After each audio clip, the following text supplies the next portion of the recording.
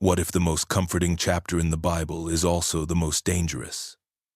Romans chapter 8 doesn't promise ease. It dares to promise transformation through fire.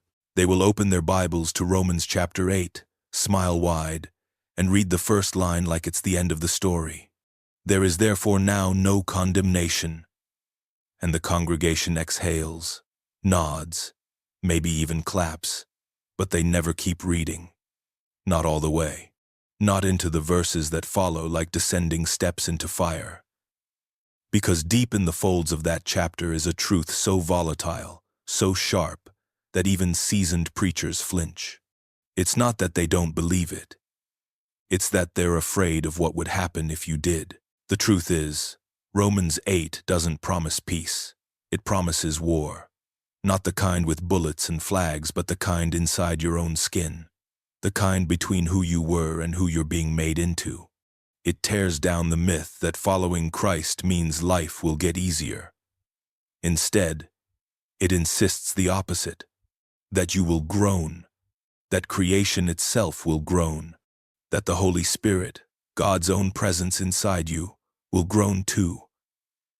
Not in defeat, but in labor, because something is being born through pain. And the world doesn't know what to do with pain that can't be medicated, dismissed, or avoided. They skip the part where Paul says we're children of God only if we suffer with him, not if we sing, not if we serve, if we suffer. They skip the part that says we are like sheep being led to slaughter. Not because God is cruel, but because the world crucifies those who carry resurrection in their bones.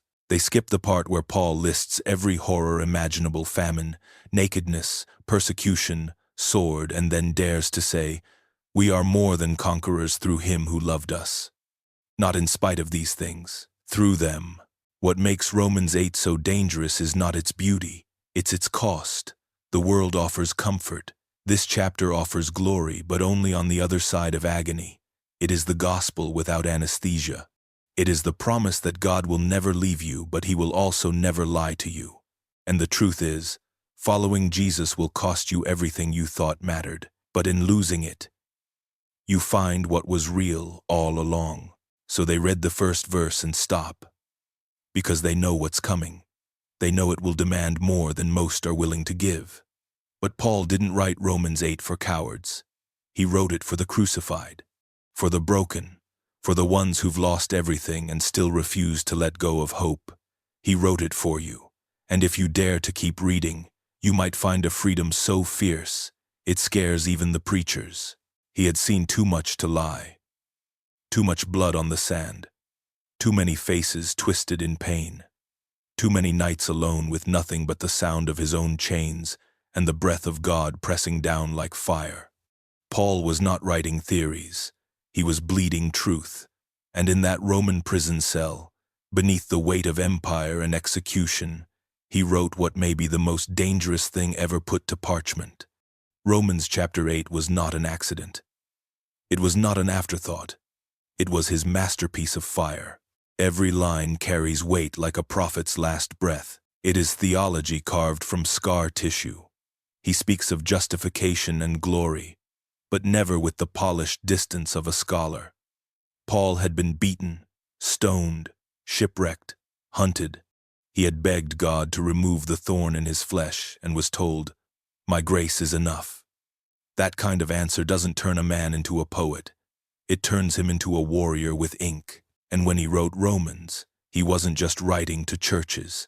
He was writing to ghosts, to persecuted believers hiding in the cracks of civilization, to mothers burying children, to slaves whispering hymns behind locked doors. He knew what they needed wasn't comfort. It was clarity. They needed to know that their pain wasn't meaningless, that their groaning was not a failure of faith but the sound of creation giving birth to redemption. They needed to hear that death wasn't the end, that suffering wasn't a curse, that even when it looked like they were losing, God was turning the ashes into something eternal. In the brilliance of his words is a quiet scream. You can almost hear the prison dust falling as he writes, "If God is for us, who can be against us?" Not a slogan, a dare. He dares the powers of the world to try, dares death, dares despair, and then he twists the blade of hope deeper, writing of a love that cannot be separated, not by life, not by death, not by angels or demons or rulers or swords. That is not the language of safety.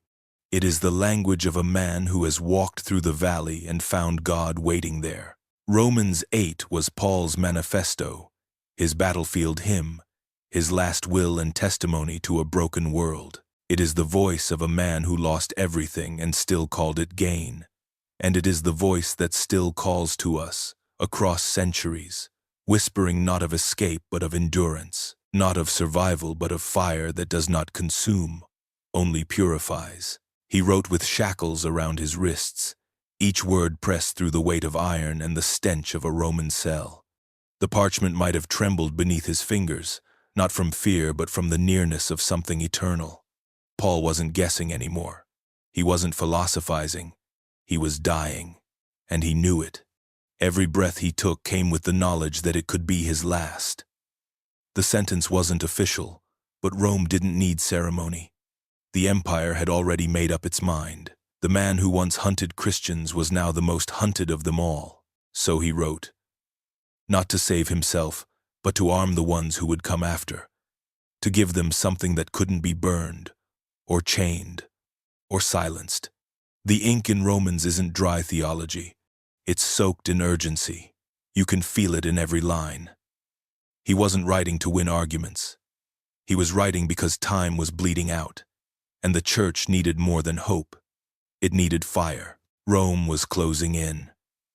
The emperor, mad with power, was feeding believers to lions and blaming them for the fires he lit himself. Christians were being crucified along roadsides, burned alive to light the gardens of the elite. And Paul, the former persecutor turned prisoner, sat in the belly of that beast, speaking into the silence. He knew they might never see his face again, knew his body might be left in a ditch, forgotten, but his words, those would survive, and so he chose them carefully. Not to comfort, but to anchor, not to ease the pain, but to name it, to make it holy. He wrote of suffering like a man who had learned to live inside it. He didn't beg for escape. He pointed through the bars and said, that direction go anyway. The chains didn't make him bitter. They made him clear. What mattered wasn't the cell. It was the spirit. What mattered wasn't the sword hanging over his head. It was the cross he had already picked up long before the sentence came. That's what Romans Island, a death row letter written without flinching, a blueprint for how to live when the world decides you shouldn't. He could have begged for mercy, could have softened the message. But instead, he raised his chained hands and wrote down the most dangerous thing of all, that God is still for us, even when Rome isn't, even when the blade falls, even when the sky turns black. That's not just theology, that's defiance, holy, blood-soaked defiance, written in chains. It begins like thunder in a courtroom, not a whisper, not a parable, but a verdict. There is therefore now no condemnation. The gavel falls, but it does not strike you. It strikes the sentence that was meant for you. That's how Romans chapter 8 opens with a paradox so heavy it bends time. The guilty are declared innocent, not because the crime disappeared, but because the punishment has already been carried out, and not in heaven, in flesh. Paul does not erase the sin. He confronts it. He names it. He drags it out of the shadows and slams it against the weight of the cross. What the law could not do because flesh kept failing, God did, by sending his own Son in the likeness of sinful flesh and for sin. Not just to deal with sin, to condemn it. In flesh, it's the kind of justice that doesn't make sense to the world, because in every system we've built, punishment means pain, and mercy means escape. But in Romans 8, God builds something else entirely. The punishment doesn't vanish, it lands full force. But not on you, not on me. It lands on the only innocent flesh that ever walked this scorched earth. And that's the paradox. Sin is condemned by being absorbed. Wrath is satisfied by being silenced in a scream. The judge becomes the condemned, so the condemned can walk out free. This isn't a loophole, it's a transfer, and it's permanent. That's why there's now no condemnation. Not less condemnation, not delayed condemnation. None. Because Christ took all of it into his own body and buried it there. The sentence has already been carried out, and no court tries the same crime twice. But it's not just a legal decision. It's a spiritual explosion. Because now, the very thing that once enslaved you, your flesh, is no longer your master. The prison door isn't just unlocked. The building itself is gone. And yet, the paradox lingers.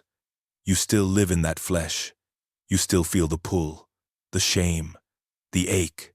But none of it defines you anymore. Not to God. Not in heaven's court. You are free, even when you feel bound. You are alive, even when death breathes on your neck. Paul doesn't downplay the struggle. He just reminds you that the verdict came first. You are not working toward freedom. You are working from it. The war is real, but the outcome was decided before you ever picked up a sword. Sin was condemned in flesh, and because of that, you are not. There is no middle ground, no gray, no safe shade of compromise. In Romans chapter 8, Paul takes a world already cracked and burning and divides it in two, not by race, not by class, not by politics, by nature, flesh or spirit, life or death. You are one or the other. And that's what makes this chapter so terrifying, because there is no third category. To walk according to the flesh isn't just to sin, it's to breathe in death with every decision. To chase the illusions of comfort, pride, lust, and control, and call it freedom. But Paul isn't talking about behavior. He's talking about nature, one that cannot be reformed, cannot be tamed. It doesn't just do wrong, it is wrong. And the flesh, he says, is hostile to God. Not confused, not curious, hostile. It does not submit to God's law, and it cannot. That's not hyperbole, that's diagnosis. But the Spirit is the invasion. The Spirit is life, not just the extension of breath, but the arrival of a new kind of existence, one that cuts through every lie you ever believed about who you were, one that does not negotiate with the flesh but crucifies it. You can't carry both. You can't serve both. Paul makes that brutally clear. To live in the flesh is death, but to live in the Spirit is life and peace. Not someday. And that peace isn't soft. It's war-forged. It's the peace of someone who knows they're surrounded but refuses to surrender. Because the Spirit doesn't float above the world. It enters it. It enters you.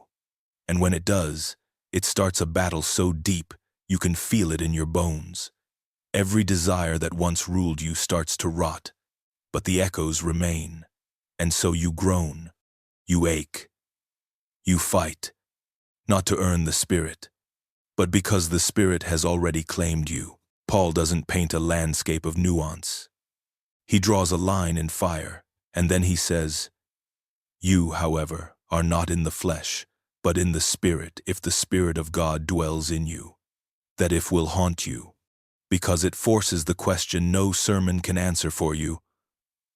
What are you walking by? Not what do you say you believe. What drives you when no one's looking, when the room is quiet, when temptation whispers, when fear tightens its grip. Flesh or spirit, there is no hybrid. Paul's world had temples, idols, pleasure cults, and violence on every corner. Ours just hides it better. But the line remains, and the Spirit still calls, not to coexist with the flesh, but to kill it. Because anything else is death wearing a friendly face. There's a war inside you, not a metaphor, not a feeling, a real war, with casualties, with trenches dug into your mind, your heart, your habits. Romans chapter 8 doesn't whisper about it. It shouts, because Paul isn't describing a peaceful spiritual awakening. He's describing combat. The flesh does not die quietly. It claws. It screams. It bargains. It pretends to be you. And every day you wake up, you are stepping onto a battlefield with your own name written on both sides. This isn't a tug of war between good intentions and bad moods.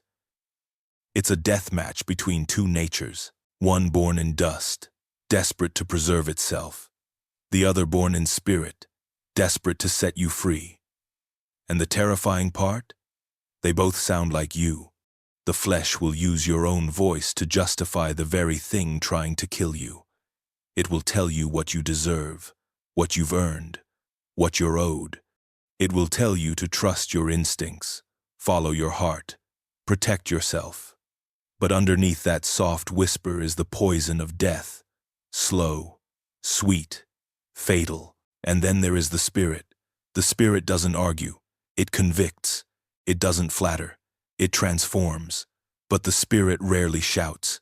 It groans, deep within you, wordless, wholly groaning, because it knows what's at stake. It knows that your life isn't just about avoiding sin, it's about killing it. The spirit doesn't coexist with the flesh. It declares war on it, not with swords, but with surrender, not with power, but with crucifixion. You do not win this battle by fighting harder. You win it by dying daily. Paul felt this war in his bones. That's why he wrote with such urgency. He had been the man who trusted the flesh, the man who stood over executions and called it righteousness. And he had been the man knocked blind by the voice of God. He knew what it meant to be ruled by instincts, and he knew the cost of being set free. It cost everything. This war will not leave you untouched. It will cost your pride, your plans, your addiction to being right. It will strip away every identity you've built that isn't rooted in Christ. But on the other side of that loss is life, not the polished life of perfection, the raw, trembling, spirit-filled life that breathes even when surrounded by death. You feel the war because you're alive. Dead men don't wrestle, only the living do. And if the spirit is in you, then the battle is the proof, not of failure but of belonging. You are not condemned. You are not forsaken. You are just in the middle of a holy war that ends in resurrection. Keep fighting. Keep dying. Keep living. We talk about forgiveness like it's the finish line, like God scrubbed our record clean and left us to figure out the rest, like grace is a pardon, but not a power. But Romans chapter 8 says otherwise.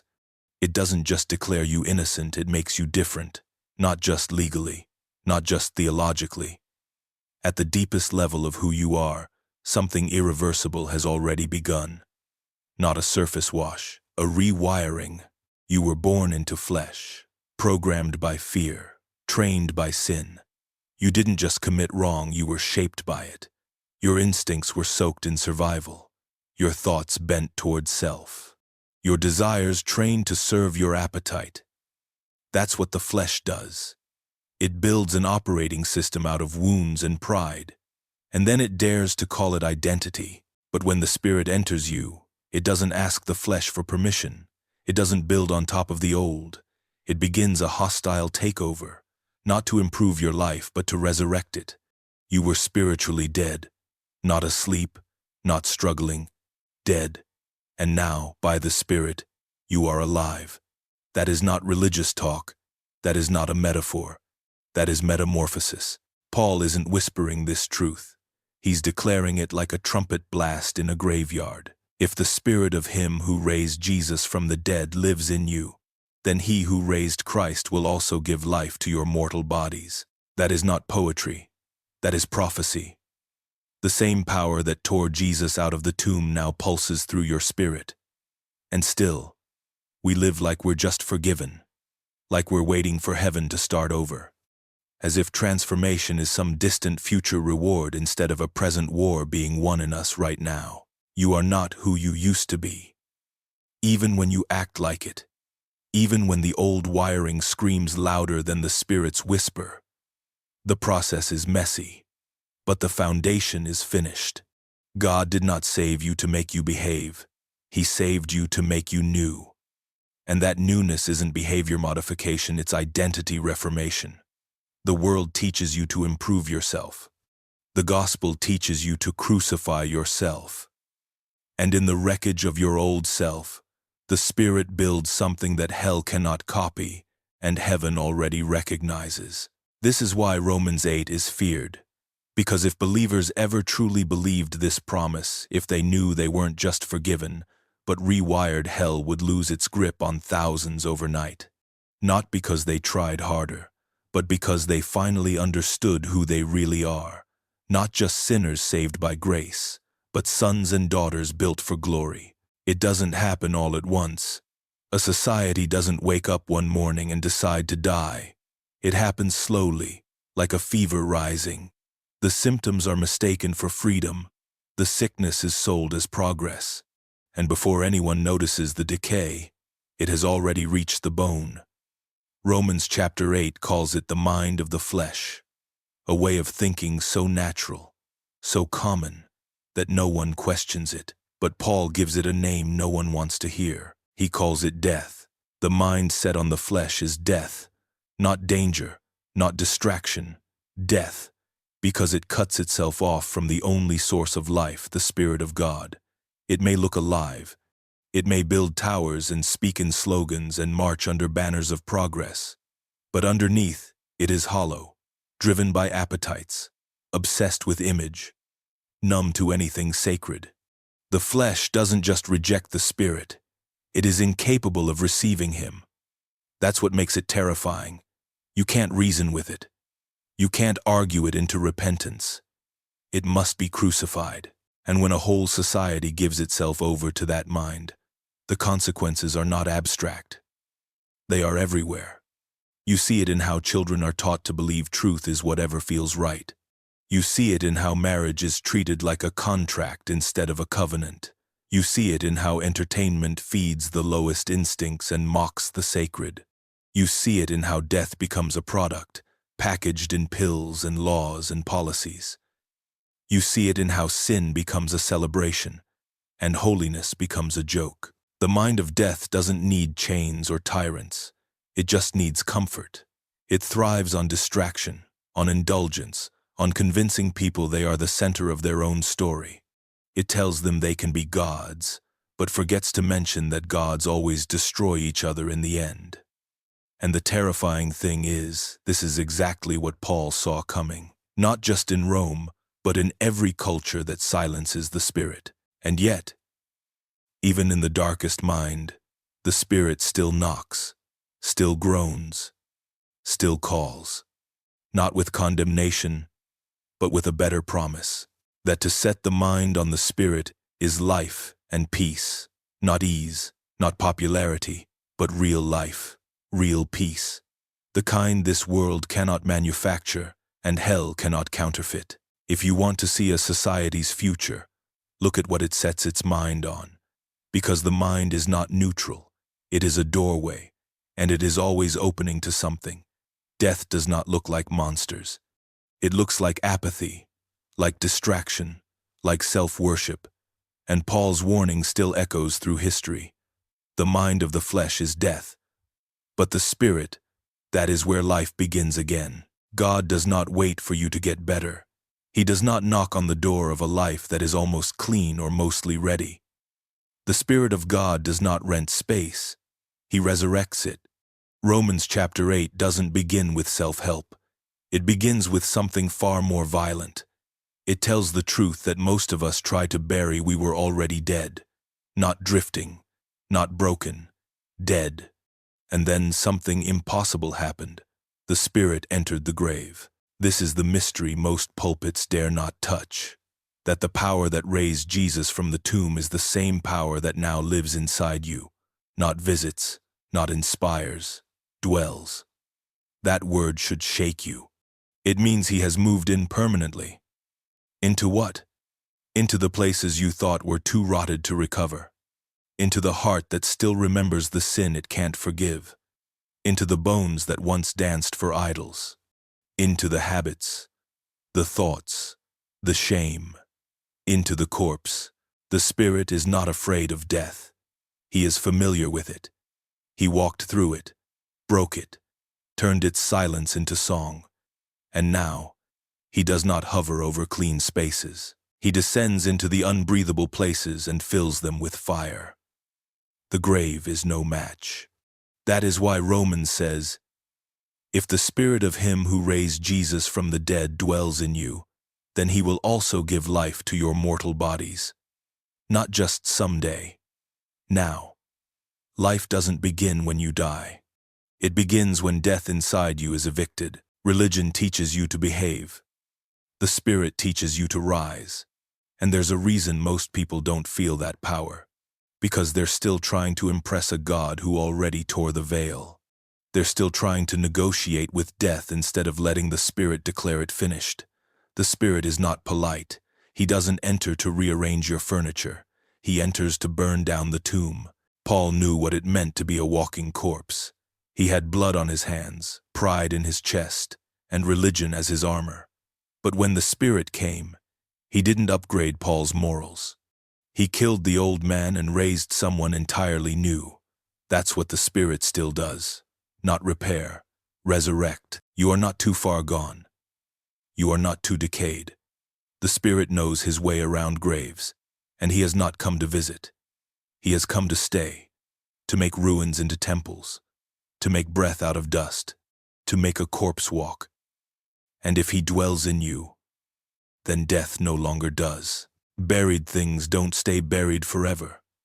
That's the first dangerous promise tucked inside Romans chapter 8. It's not just that the dead will rise, it's that all the dead will rise.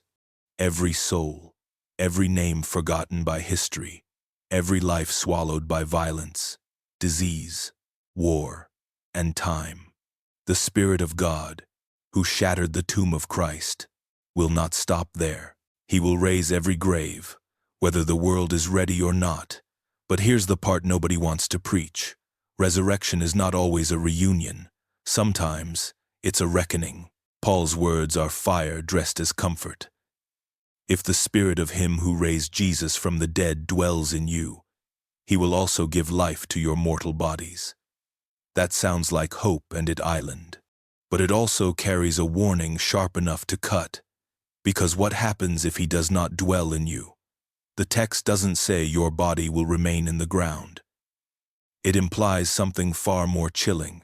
You will still rise, but without the Spirit, you rise into judgment, not glory. That is the truth few pulpits are brave enough to say. Resurrection is not optional. It is universal. But what you rise into is not. For those in Christ, it is glory radiant, unshakable, holy transformation.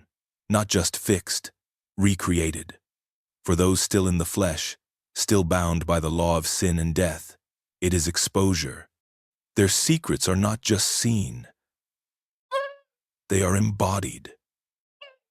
What they chose in the dark becomes what they wear in the light. God does not simply raise the dead, he reveals them. This is the dividing line of eternity.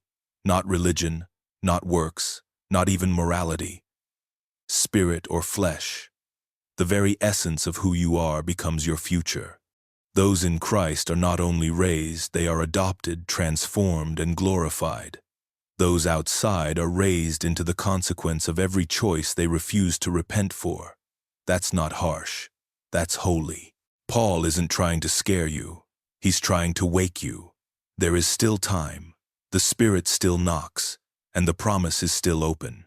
But one day, the grave will open too, not with a whisper, with a shout.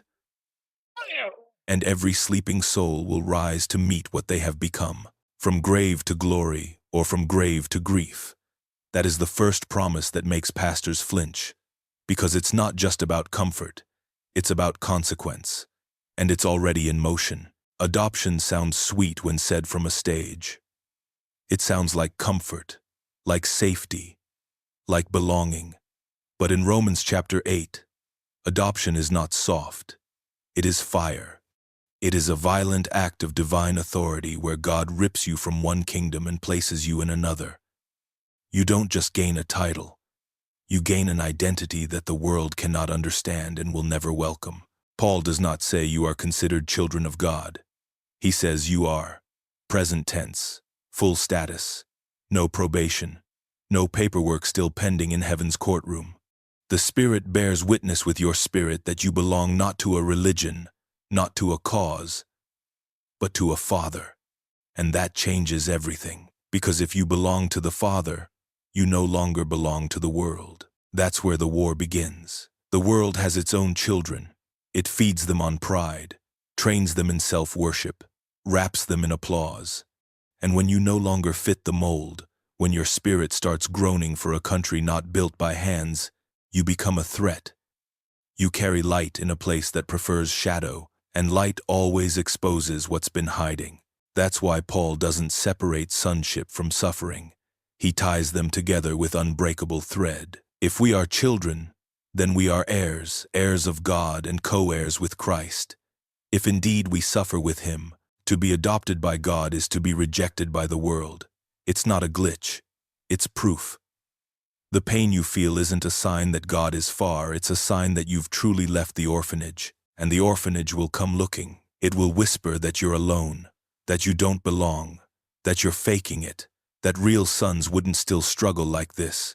But those are lies forged in the fire of fear. You are not an imposter. You are not on trial. You are sealed, branded by the Spirit, and your suffering doesn't nullify your sonship, it authenticates it. This is what it means to be adopted into fire. You walk into a world that will never call you its own again.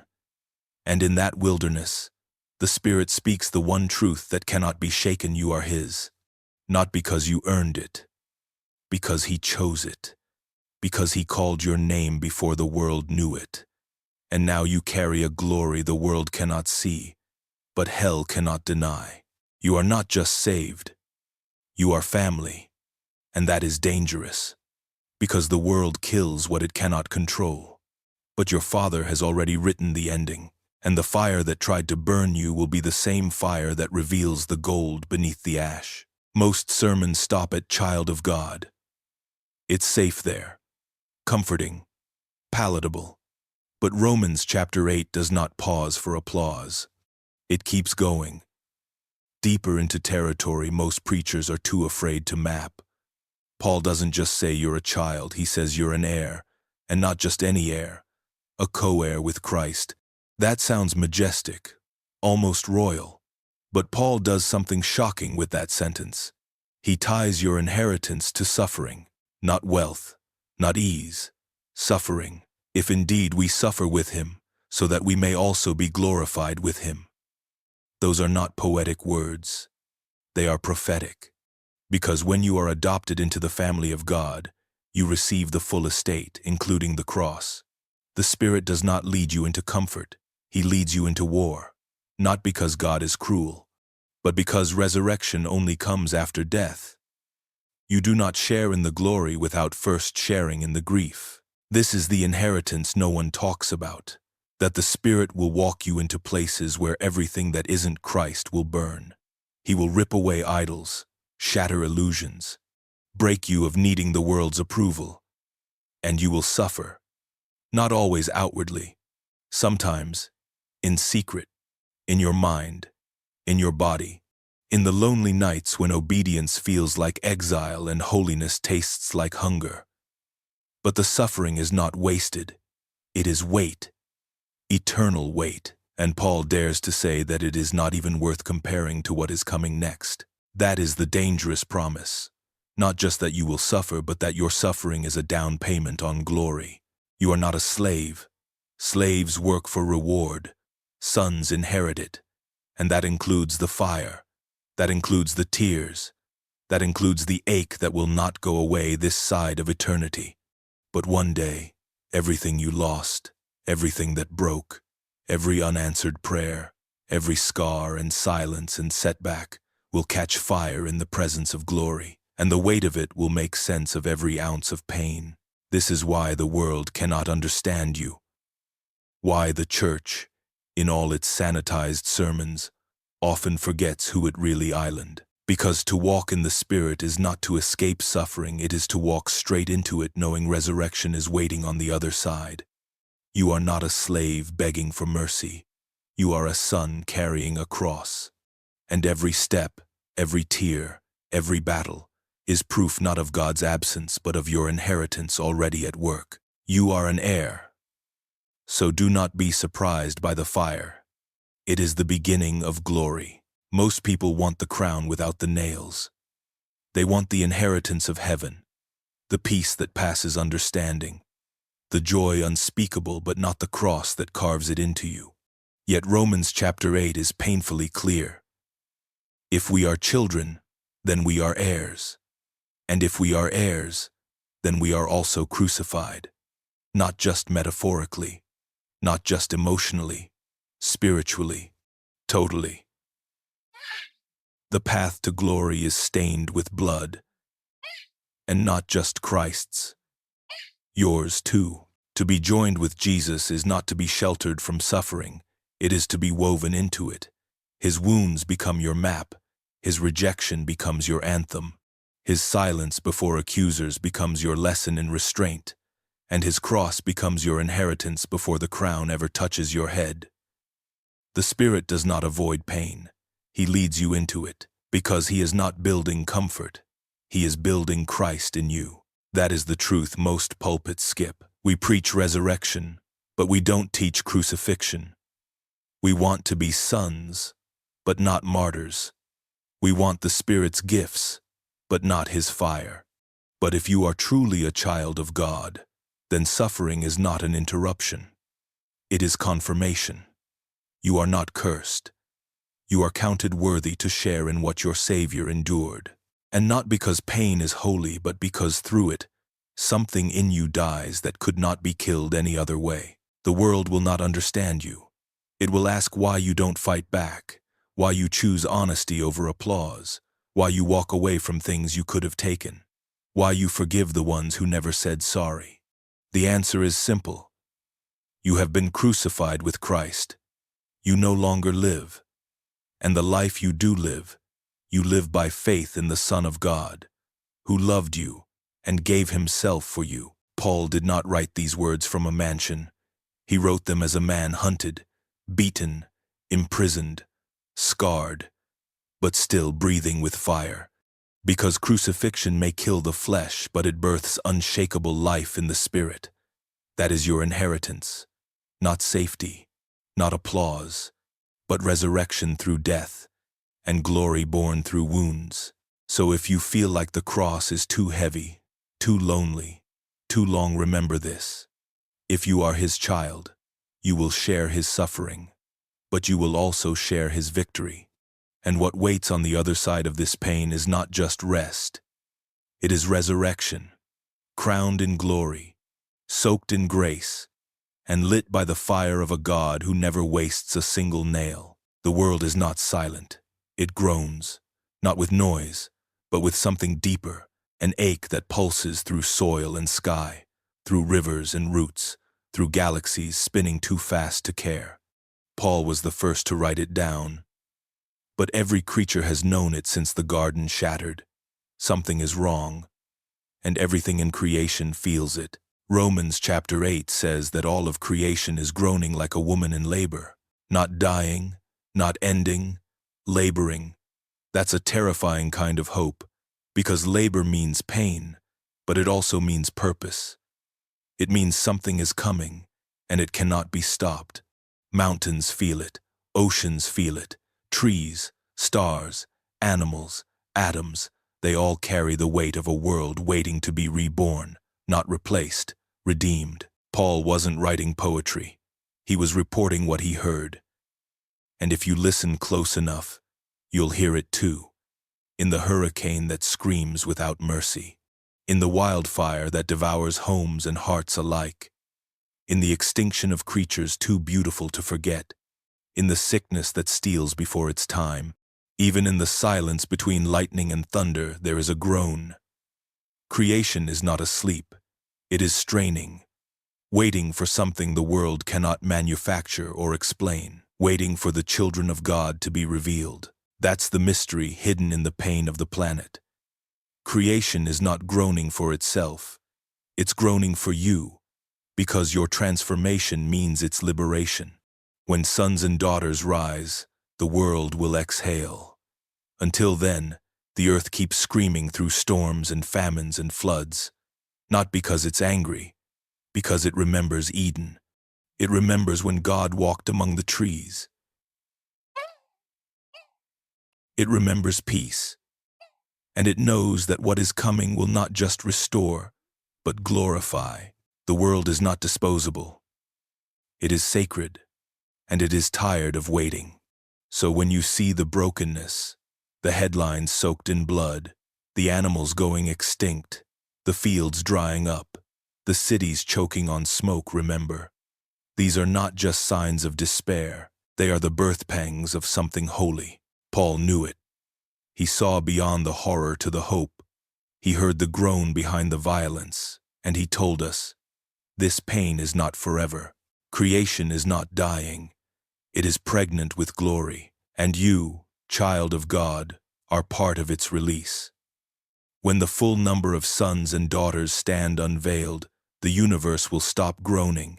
It will sing.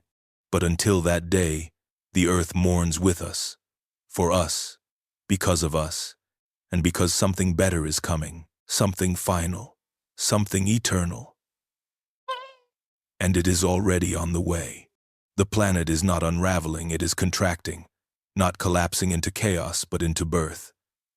That is what Paul saw when he wrote those words in Romans chapter 8.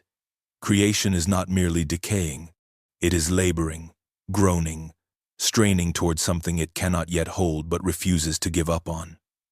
And what terrifies most is this: we are part of the process. This is not just climate, not just extinction, not just earthquakes or hurricanes or melting ice. These are not random disasters. They are contractions, signs, warnings, echoes of a promise older than time. All of creation has been subjected to frustration, Paul says, not by choice, but by divine decree. Why? Because the fall of man dragged the world with it. And now, like a mother near the hour of delivery, creation bends under the weight of what it must bring forth. But what it births will not come through nature alone. It comes through us. This is the part we skip in our theology. The role of humanity is not passive. The redemption of the world is tied to the revelation of the children of God. When we are unveiled in glory, when our transformation is complete, then creation itself will be set free. That means nature waits on us, groans for us, suffers alongside us. And when we live in the Spirit, we carry the weight of two realms, the dying and the dawning. It also means our choices matter. Not just morally, cosmically. Every act of surrender, every moment of obedience, every time we choose the Spirit over the flesh, we push the story forward. We do not save the world, Christ already did that. But we announce its future by how we live in the present. Our holiness is not just personal, it is prophetic. The world is on fire, yes, but not because it is ending, because it is groaning for a new beginning, for glory to touch dirt, for heaven to kiss earth, for the final unveiling of what Eden started and Christ reclaimed. And the labor pains will not stop until that glory fills every crack, every mountain, every ocean trench and particle of dust. So when the headlines scream collapse, and the sky turns strange, and everything feels like it's falling apart, remember what Paul said: the world is not dying, it is giving birth. And what comes next is not destruction, it is revelation. You are not just waiting for heaven, you are part of its arrival. Creation knows it. That's why it groans, not in despair, in hope. Because the glory coming is so great, even the stars strain toward it, and it will not delay. The most dangerous line in all of Romans might be the quietest. It doesn't shout, it doesn't flash like a warning, it waits, hidden in plain sight. If we suffer with him, so that we may also be glorified with him. Most people read right past it. But if you slow down, if you let it sink in, it will shake the foundation of your faith, because it means this pain is not optional. Not if you want the glory. The modern gospel has been scrubbed clean of discomfort. We talk of blessings, breakthroughs, divine favor. But Paul talks of bruises. He does not say suffering might happen. He says suffering is the road, the requirement, the setup, the strange and holy doorway through which glory must pass. And not just Christ's suffering, ours. This is what makes Romans chapter 8 so unbearable to shallow religion, because it dares to tie your crown to your wounds. It says that every hardship, every groan, every unanswered cry is not only heard, it is holy. And more than that, it is required. You cannot be conformed to the image of Christ without carrying some of his cross in your soul. The promise is not freedom from pain. The promise is that pain will never be wasted. That is what makes it dangerous. Because the moment you believe this, the world loses its power over you. You no longer fear loss. You no longer cling to comfort. You understand that even agony has assignment, that even tears have trajectory, that even silence from heaven is not abandonment, it is preparation. And when that clicks inside of you, nothing can break you the same way again. Paul did not preach this from safety. He preached it with scars. He preached it from shipwrecks, prisons, beatings, betrayals, and yet his voice never trembled. Why? Because he had seen the pattern. Suffering, then glory. Death, then resurrection. The seed goes into the ground. It breaks. Then it blooms. So yes, the Spirit leads you into green pastures. But he also walks you into Gethsemane. He comforts. But he also cuts.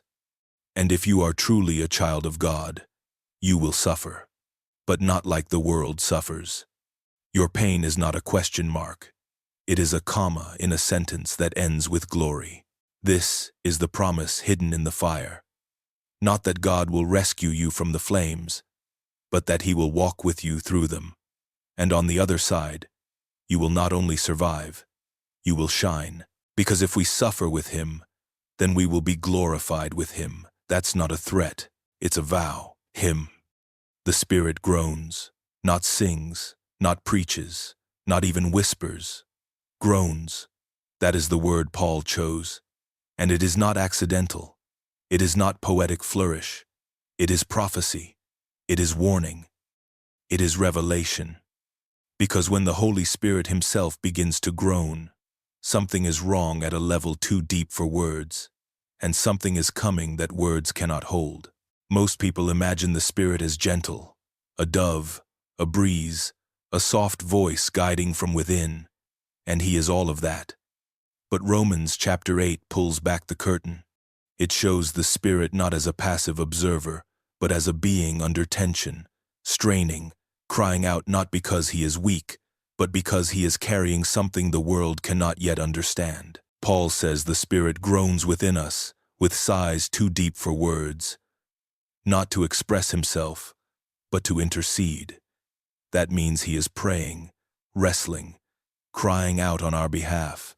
Because even when we don't know what to say, especially when we don't, he does.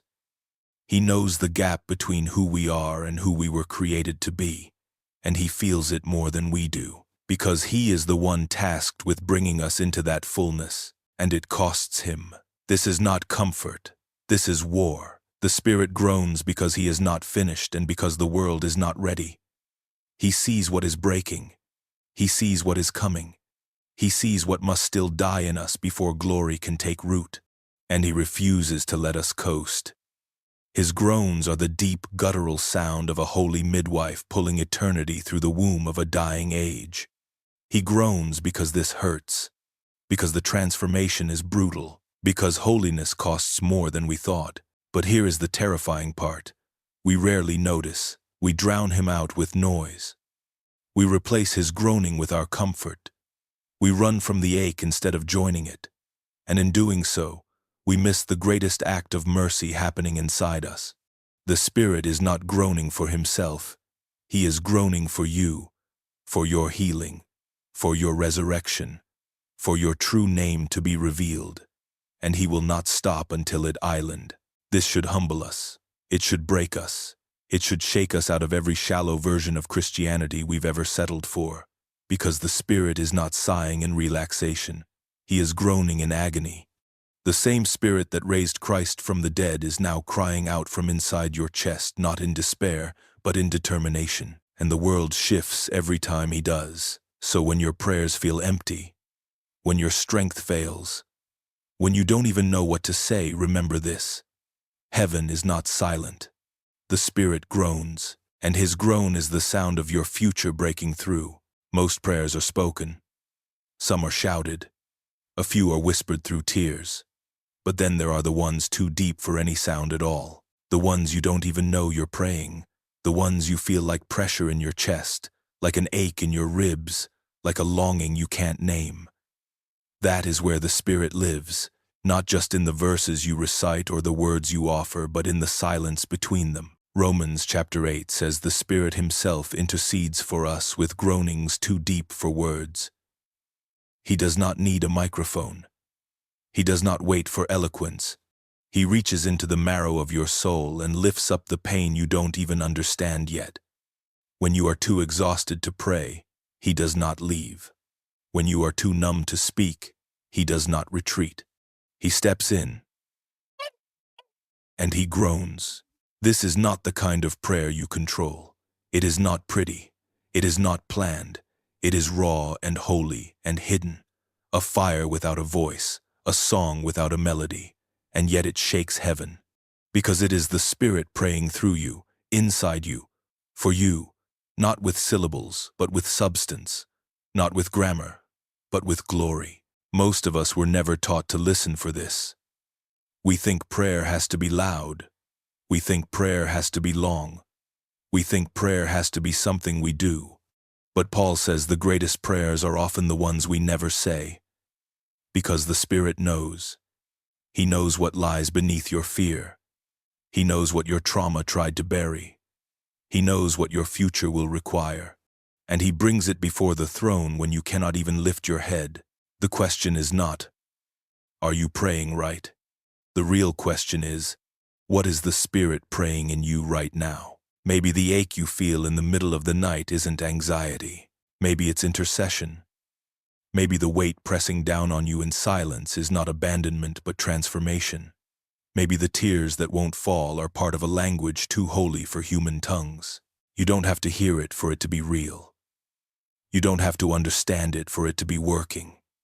You don't even have to feel it for it to move mountains, because this is prayer you cannot hear. But heaven can.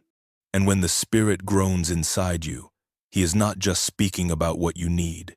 He is shaping you into who you are becoming, word by word, sigh by sigh, glory by groan.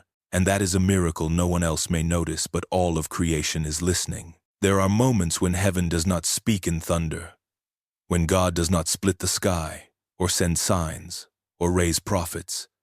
There are moments when all you feel is a weight, a stillness, a silence so thick it presses against your bones, and in that silence, something begins to stir not from above, but from within. You think it's sorrow, or confusion, maybe even failure, but it is not any of those things. It is the breath of God trapped in your ribs, aching to be released. Paul said the Spirit groans through us, not around us, not beside us, through us. But when that happens, most of us don't recognize the voice, because it doesn't sound like power. It doesn't sound like peace. It sounds like pressure, like something about to break. And that's exactly what it island. The Spirit speaks in silence because silence is where idols die. It is where your clever answers run out, where your old habits don't work, where your faith is not held up by songs or sermons or momentum, but by the raw presence of a God who is still moving even when He seems still. It is the silence before the fire, the pause before the earthquake, the breath before the storm. This silence is not empty. It is loaded, like a sky darkening before lightning strikes, like the air just before the walls of Jericho fall, like Gethsemane, like the tomb before the stone moved. When God groans through you, it won't sound like your voice. It won't sound like language at all. It will feel like hunger, like grief, like a grief that doesn't belong to you, but is somehow yours anyway. You may think you're falling apart, but what's really happening is that the Spirit is tearing open your soul so something holy can be born through it. Do not rush this. Do not numb this. Do not mistake the silence for absence. That is the trap. That is the lie. God is not quiet because he is far. He is quiet because he is close. Too close to shout. So close that he lets you feel his ache. Because glory always begins with groaning. And before fire descends, the altar must be still. So if you are in the silence now, stay there. Kneel in it. Breathe through it. Let the groan rise. Because when God speaks through silence, he is not just preparing to answer you. He is preparing to become the answer in you. Pain is not silent. Even when no words are spoken, it cries. Sometimes with clenched fists, sometimes with shaking breath, sometimes with nothing but the weight of existence pressing down on your soul. But here's the mystery buried deep in Romans chapter 8. Your suffering is not wasted breath. It becomes intercession, not because you managed to say the right thing, but because God himself chooses to say something through your wounds. When Paul says the Spirit intercedes for us, he does not say it happens in peace. He says it happens in groaning. That means the place of intercession is not the polished pulpit, it is the broken floor. It is not the hour of strength, but the moment of collapse. And what you thought was abandonment was actually alignment. You were not being ignored. You were being spoken through.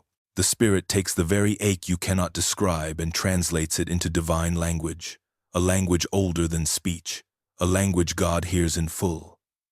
That moment when your pain feels useless, that's the moment it becomes holy. Not because suffering is beautiful, but because God refuses to let it be meaningless. This is not sentimental comfort.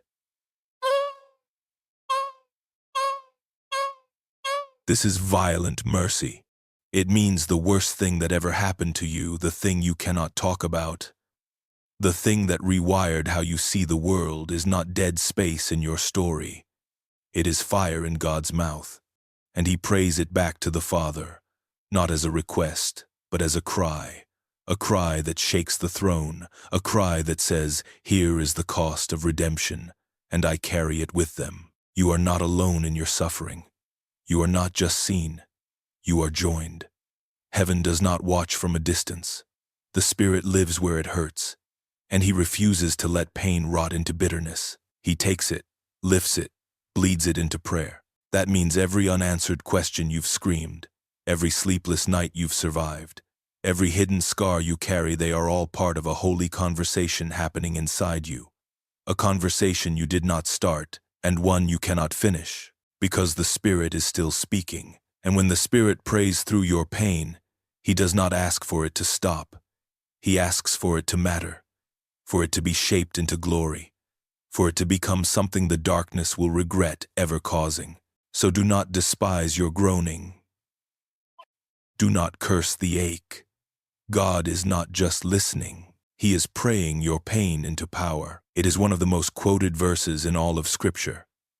Plastered on coffee mugs, whispered at funerals, framed on the walls of homes clinging to hope. All things work together for good. But rarely do people keep reading. Rarely do they ask what kind of good God is actually talking about. And almost never do they mention the fire it takes to get there. Romans chapter 8 does not promise that all things will feel good. It does not say that every diagnosis will be reversed, every heartbreak mended, every injustice undone in this life. It does not say that all things are good. It says all things work together for good for those who love God and who are called according to his purpose. But what if that purpose involves breaking before building, burning before blooming, groaning before glory? The good that God promises is not comfort. It is conformity, not to culture, not to your dream life, but to the image of his Son. That is what the fire is for, to burn away what is false, to forge what is holy, to shape you not into a safer version of yourself, but into a vessel that can hold the weight of divine purpose. This is the dangerous promise most pastors won't preach, because it is not crowd-pleasing. It won't fit on a t-shirt. It won't sell many books. It demands that you trust God even when the good doesn't look like blessing but like betrayal, like loss, like grief so deep you forget your own name. It asks you to believe that even this, the worst chapter, the unanswered prayer, the failure that keeps repeating somehow fits into a redemption story larger than your lifetime. And if you're honest, that's terrifying, because it means God might use the pain you begged him to remove. It means the fire is not always from the enemy. Sometimes it is from the hand of a father who loves you too much to leave you untouched. Sometimes the good is not the healing. It's the humility that came from being broken. Sometimes the miracle is not deliverance. It's endurance. All things work together for good, but not for everyone. Only for those who love him. Only for those who say yes to the furnace. Who walk through the valley and still believe the shepherd is good even when the shadow grows long. This promise is not safe.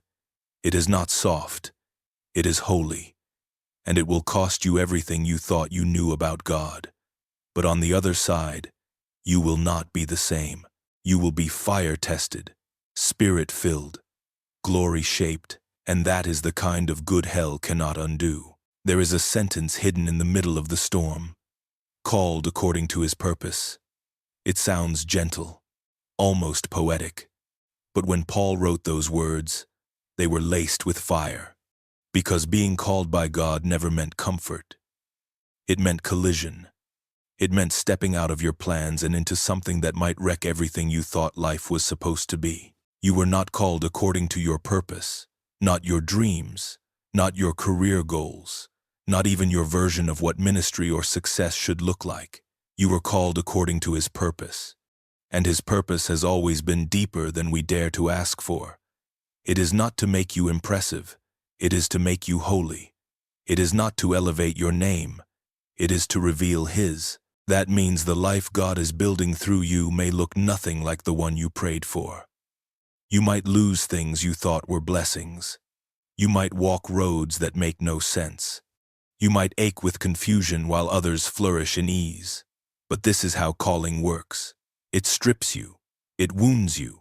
It brings you to the edge of your own strength and dares you to keep walking. The question is not whether you're called.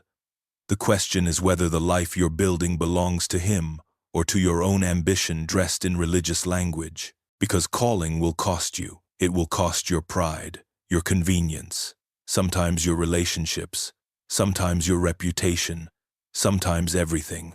But it will give you something hell cannot touch: alignment with the eternal. It will root you in a purpose that does not collapse when your plans do. It will place you in the center of a divine blueprint where nothing is wasted. The truth is, many believers want the promise of Romans chapter 8, but not the purpose behind it. They want all things to work for good, but they still want to be the one writing the story. That is not calling, that is negotiation. And God does not anoint negotiators. He calls surrenderers. So ask yourself, whose purpose are you really living for? Because if your answer is him, then understand this: every delay, every detour, every closed door is not a failure. It is formation. God is not trying to make your life easier. He is trying to make your life eternal. And when your heart finally breaks open wide enough to hold that truth, you will not ask for the old dreams back. You will thank God they died. Because what he is building now will outlive you. And that is what purpose really means. It is one thing to be told that God has a plan for your life. It is another to discover that the plan always looked like a cross. Predestined, Paul wrote, not to be rich, not to be powerful, not to be admired or safe or fulfilled in the way the world defines it.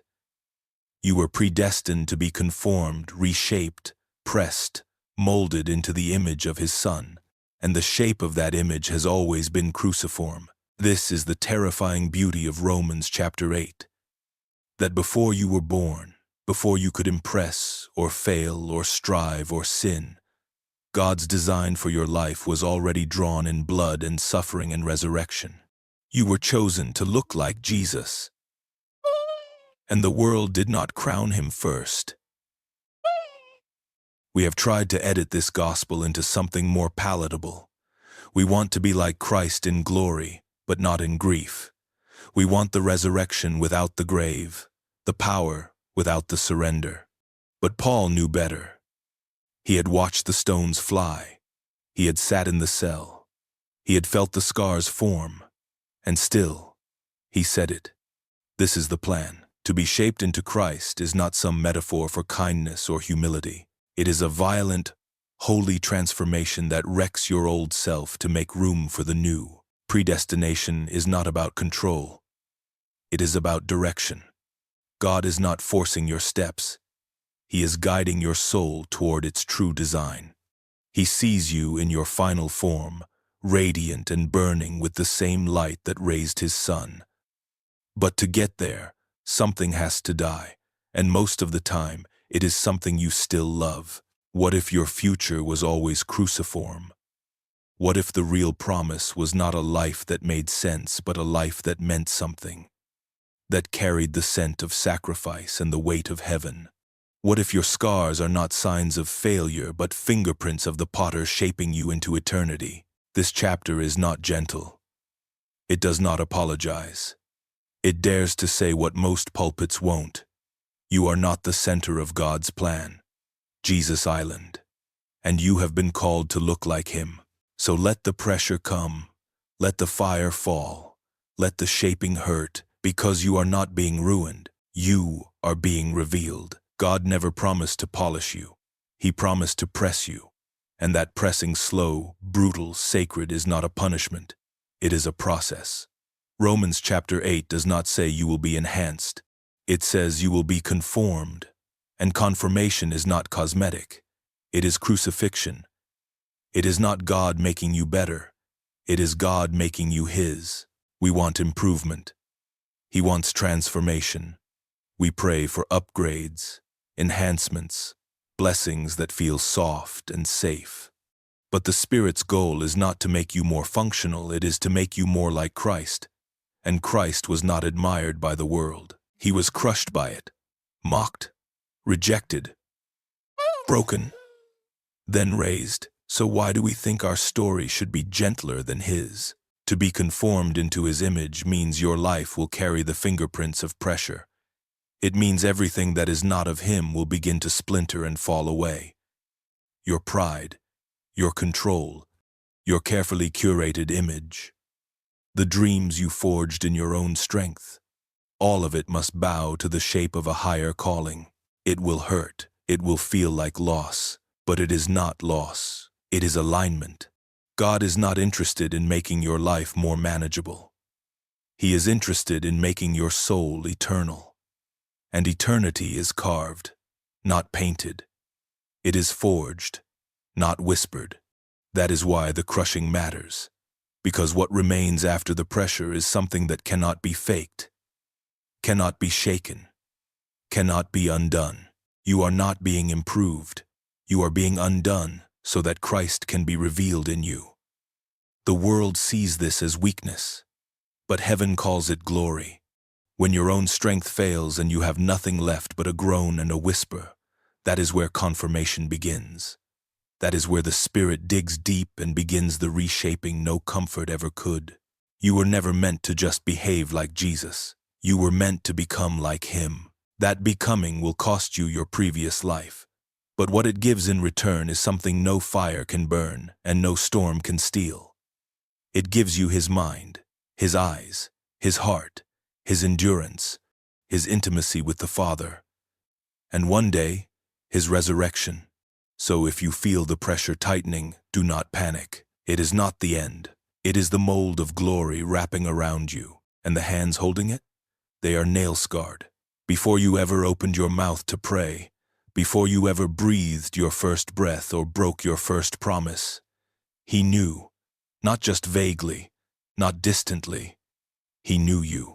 Every flaw, every rebellion, every secret ache, every future failure. And still he called. That is where Romans chapter 8 turns from theology to thunder. It says there is a golden chain woven through time, stretching from eternity past to eternity future, and it has your name carved into it. Those he foreknew, he also predestined. Those he predestined, he called. Those he called, he justified. And those he justified, he glorified. No breaks, no loopholes, no room for shame to wiggle in. The same voice that spoke light into the void speaks your name into forever, and no power in heaven, hell, or your own haunted mind can interrupt that sentence. It does not say some of the called are justified. It does not say a few of the justified make it to glory. It does not hinge on your performance. It hinges on his promise. This is not a motivational slogan, it is a divine decree. What God begins, he finishes. What he names, he claims. What he saves, he sanctifies. What he sanctifies, he crowns. But here's what most pastors are afraid to tell you. This chain is forged in fire. To be called is to be summoned through pain. To be justified is to be made right through blood. And to be glorified is to be made radiant through suffering. This chain is not made of comfort. It is made of covenant, and covenant always comes with a cost. You were not an accident. You were a target. Hell knew your name long before you knew God's. And the moment he called you, the war intensified not because you are weak, but because you are chosen. And chosen things are dangerous to the darkness. You are not hanging by a thread. You are anchored by a chain, and every link in that chain bears a verb soaked in heaven's power. He knew so your worst moments cannot surprise him. He called so your life has meaning. He justified so your shame has no voice. And he glorified so your future is not up for debate. This is not poetry. It is prophecy over your soul, and the enemy can rattle the gates all he wants. But he cannot unforge what God has written into the bones of eternity. He knew, he called, he justified, he glorified, and he does not change his mind. When Paul wrote the words, "If God is for us, who can be against us?" he was not sitting in comfort.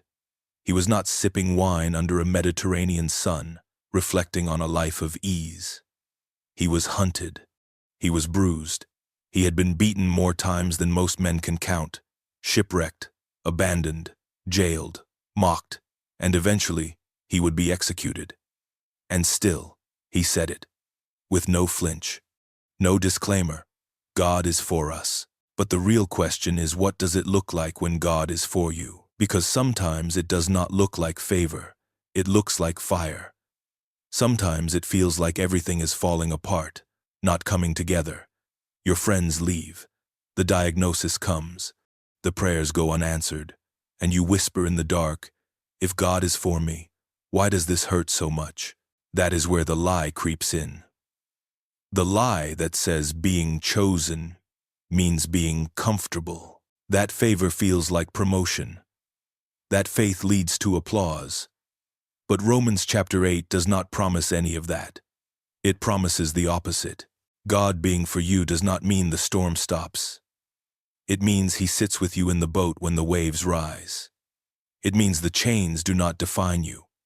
The fire does not consume you. The grave does not win. It means even in the loss, even in the betrayal, even in the silent nights where no one sees your tears, he is weaving a future out of ashes. That is what God for us really means. It means he is not watching from a distance. It means he enters your battle and bleeds with you. It means the cross was not a one-time event, it is the shape of your entire story. And sometimes, his love looks like a breaking, a refining, a pressing that squeezes everything false out of you until only the eternal remains. You might lose things you prayed to keep. You might be sent where you did not ask to go. You might be put in a prison not of your making. But God is still for you. And when the enemy whispers that you are forgotten, that your suffering disqualifies you, that silence means abandonment, remember who wrote these words. A man in chains, a man scarred from head to toe, a man who knew the love of God better than most, and bore it like a brand. So no, God is for us does not mean life will be easy. It means life will be eternal. And nothing can stand against what God has already claimed. Not pain, not loss, not even death. Paul did not say no one will be against us. He said it would not matter who island. And that's a dangerous kind of confidence, because it sounds like madness to the world. Because in truth, everyone can be against you. Your friends, your family, your government, your church, your own thoughts, your own body. There is no shortage of enemies in this life. But Paul's point was not to deny the war. His point was to declare it already won. Romans chapter 8, verse 31, has been stitched on throw pillows, printed on bookmarks, and spoken from countless pulpits like a warm, comforting blanket. If God is for us, who can be against us? But the truth is plenty can, and they will. The first believers knew that better than anyone. Their homes were seized. Their families were ripped apart. Their leaders were burned alive.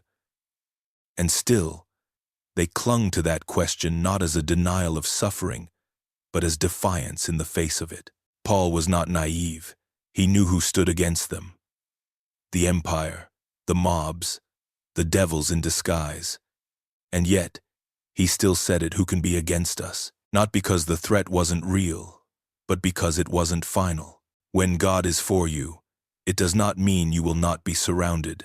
It means you cannot be overtaken. It does not mean you will be popular. It means you will be preserved, not in the flesh, but in the fireproof soul that no weapon can reach. The power of that verse lies not in removing your enemies, but in making their weapons useless, even when everything rises against you, even when it feels like the odds are stacked so high you cannot see the sky, even when you are laughed at, rejected, punished, or forgotten. Something underneath you does not move. A foundation has already been set. Your case has already been ruled on. You are justified. You are covered. You are carried. So yes, everyone can be against you. And sometimes they will be. But no one greater than God can be. And no one else's opinion has the authority to rewrite your name. Let them rage. Let them whisper. Let them rise up with accusations or silence. Because the question Paul asks is not about them. It's about him. If he is for you, then it is already done. Not safe, not soft, but sealed. And that's why they are afraid of this chapter. Because it does not promise fewer enemies. It promises they cannot win. Heaven is not quiet. It is a courtroom, and your name has been spoken there. Not once, not in passing, but as part of a case so old, so personal, that eternity itself has been watching it unfold. You have been accused. The evidence is real. The charges are grave. The prosecutor knows every failure, every moment of doubt, every bitter word you said under your breath when no one was listening. And he remembers. He always remembers. But so does God. Paul's voice rises like thunder when he writes it. Who shall bring any charge against God's elect? It is God who justifies. That one sentence flips the entire trial upside down, because the judge is not neutral. The judge is not swayed by argument. The judge already declared the verdict before the case began, and it is this: justified, not innocent. That word is too weak, because innocence can still be debated, but justified means something else entirely. It means your sentence was already served. It means the wrath already fell. It means the blood has already been poured, and because it was, the gavel came down on a courtroom floor no one on earth could see, and your record was wiped clean. But don't mistake clean for forgotten. The wounds still remain. The cross still bleeds. Justification is not pretending the crime never happened. It is acknowledging it fully and declaring it paid in full. So when Paul asks, who can bring a charge? He's not asking whether accusations will come. They will. The devil will whisper. Your past will echo. Even your own conscience will rise from its grave and point a cold finger at your chest. But none of them sit on the throne. None of them have the authority to overrule what heaven has already decided. In the courtroom of man, the accused trembles. In the courtroom of God, the accused stands with scarred hands holding them up. This is not a metaphor. It is a reality deeper than law. You were guilty. You were dead. You were already sentenced in a kingdom of dust. But the breath of God entered the grave, and the verdict was rewritten not in ink, but in blood. So who will accuse you now? Only those who don't know the judge. And the judge? He knows your name. He knows what you did, and still he calls you justified. He died. That should have been the end of the story. The gavel falls. The tomb is sealed. The enemy smiles, because the Son of God is buried under rock and silence.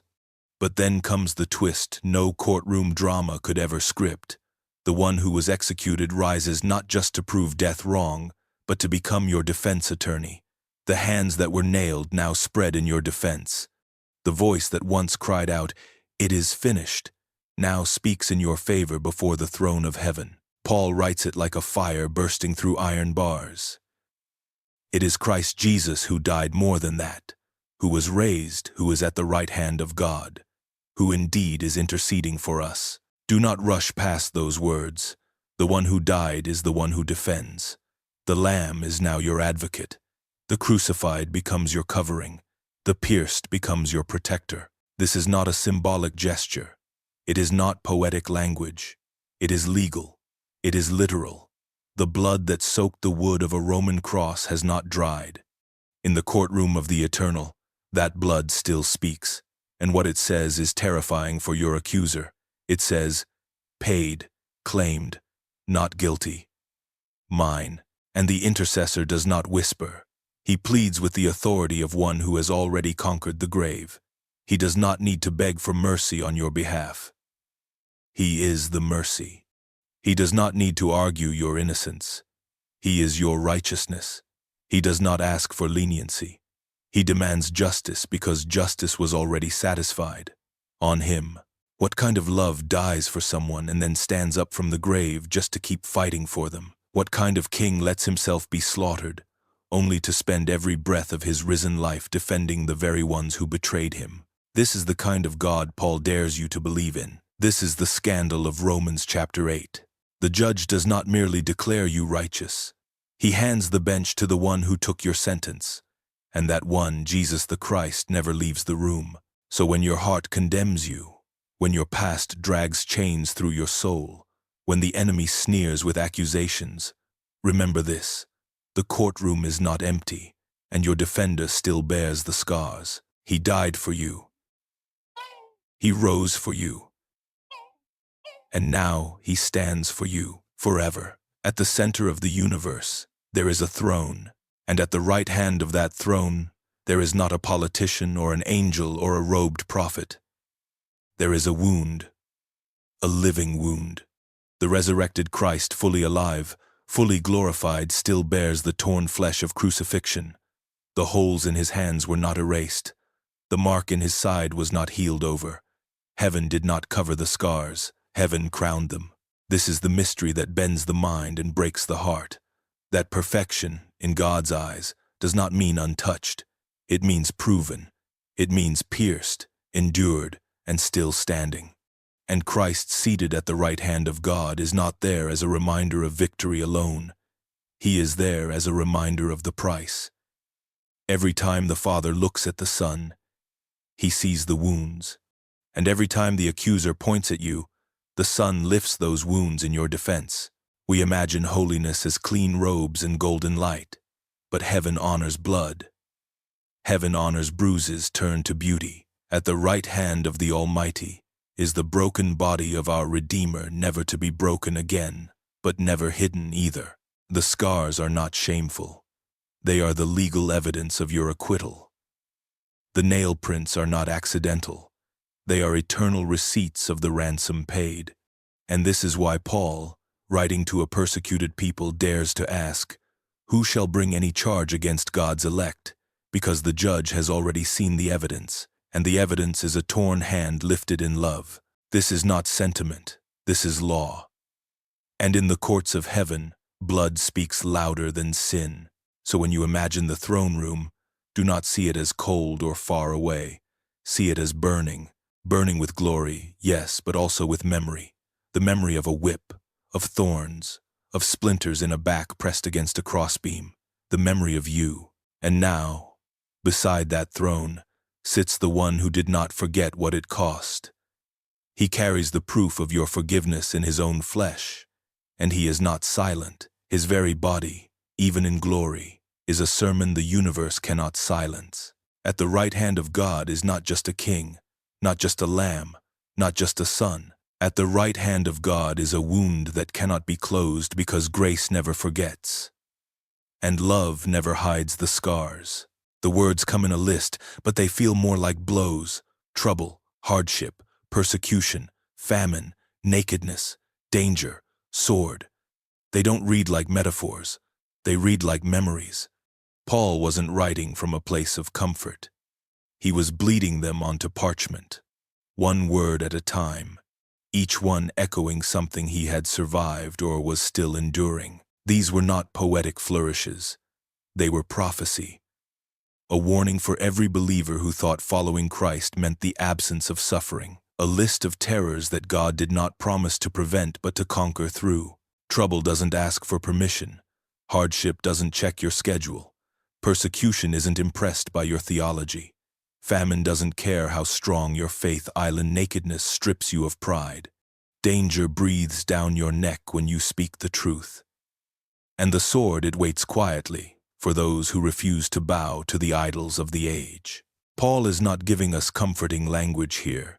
He is opening the curtain on a battlefield, and then he dares to ask the unthinkable. Shall these things separate us from the love of Christ? He names the worst the world can throw at us, and then declares that not one of them has the power to disconnect us from the heart of God. But here is what most pastors skip. Paul does not say God will keep you from these things. He says you will go through them. You will feel every sting of trouble. You will weep under the weight of hardship. You will be misunderstood, mocked, and cast out. You will ache with hunger spiritually, emotionally, even physically. You will be exposed, vulnerable, threatened, and yes, you might even be killed. This list is not a hypothetical. It is a roadmap. And yet, Paul writes it with fire in his bones, not because he is fearless, but because he knows who holds the final word. This is not a list of what can destroy you. It is a list of what cannot. Each item, no matter how sharp or cruel, fails to cut the tie between Christ and his people. They try, they howl, they tear at your flesh and whisper lies to your soul. But in the end, they stand before a greater name, a name that has already passed through every horror and still came out crowned. Paul's list is a litany of terror, but it is also a courtroom of defeated charges. Every fear is named, and every fear is silenced by the love that refused to let go. This is not optimism. This is resurrection defiance, and it does not flinch. There comes a moment when every believer must decide whether their faith was built for peace or for fire, for soft pews and inspirational quotes, or for prison cells and betrayal. Comfort Christianity can fill a room, but it cannot hold your soul together when the walls start shaking. It collapses under the weight of actual suffering because it was never nailed to anything. Paul never sold a version of the gospel that came with applause. His was a gospel of scars, a gospel written in blood and chains. And when he spoke of faith, he spoke with a limp. Because real faith is not what you sing on Sunday. It is what you cling to when your hands are trembling, your body is broken, and the darkness is louder than the promises. When faith costs you everything is not just a line, it is the threshold of truth. It is what happens when following Christ no longer benefits you socially, financially, or emotionally. When it ruins your reputation. When it isolates you. When it takes things from you and gives nothing back but a cross. Paul's voice in Romans isn't cheerful. It is thunder under pressure. It is the voice of a man who had everything stripped from him: position, comfort, freedom, and still said, I am convinced. Not because he saw results, not because he got miracles on demand, but because he had seen the face of Jesus and nothing else would ever be enough. In today's world, faith is often sold like a product. Come to Jesus and you'll be happier. Come to Jesus and your problems will go away. But the real gospel does not promise less pain. It promises more. And then it dares to tell you that somehow, in the middle of it, you will be more alive than you've ever been. Faith that costs nothing changes nothing, but the faith that costs you everything, that is the faith that cannot be stolen. It survives when the diagnosis comes, when the marriage breaks, when the money runs dry, when the grave is too fresh. That kind of faith does not come cheap, but it does not die easy either. The early church understood this. They followed Christ straight into the fire, and when they sang with chains around their wrists and dirt in their mouths. They did not ask if God was good because they were suffering. They believed God was good, even if they were suffering. So the question isn't whether you have faith. The question is whether your faith can bleed. Whether your Jesus is still worth it when he offers you nothing but himself. Because the only kind of faith that lasts is the kind that survives the cross. There is a reason Paul didn't say, "Shall comfort, wealth, or security separate us from the love of Christ?" Because those were never the terms. The gospel was born in a cave, tested in a desert, and nailed to a cross. It was never safe. It was never soft. It was never meant to fit into the polished, air-conditioned calm of a Sunday morning service. It is a call to follow a man who was hunted, hated, and hung like a criminal. A call into nakedness, famine, and sword. Paul wasn't being poetic when he listed those words. He wasn't trying to scare you. He was testifying. These were the things that chased him across continents. Hunger gnawed at him. Exposure bruised his skin. The threat of violence was constant, and yet he never flinched. Not because he was brave, but because he was already dead to this world. He had died when Christ died, and now, everything after that was resurrection. The sword will come, it always does.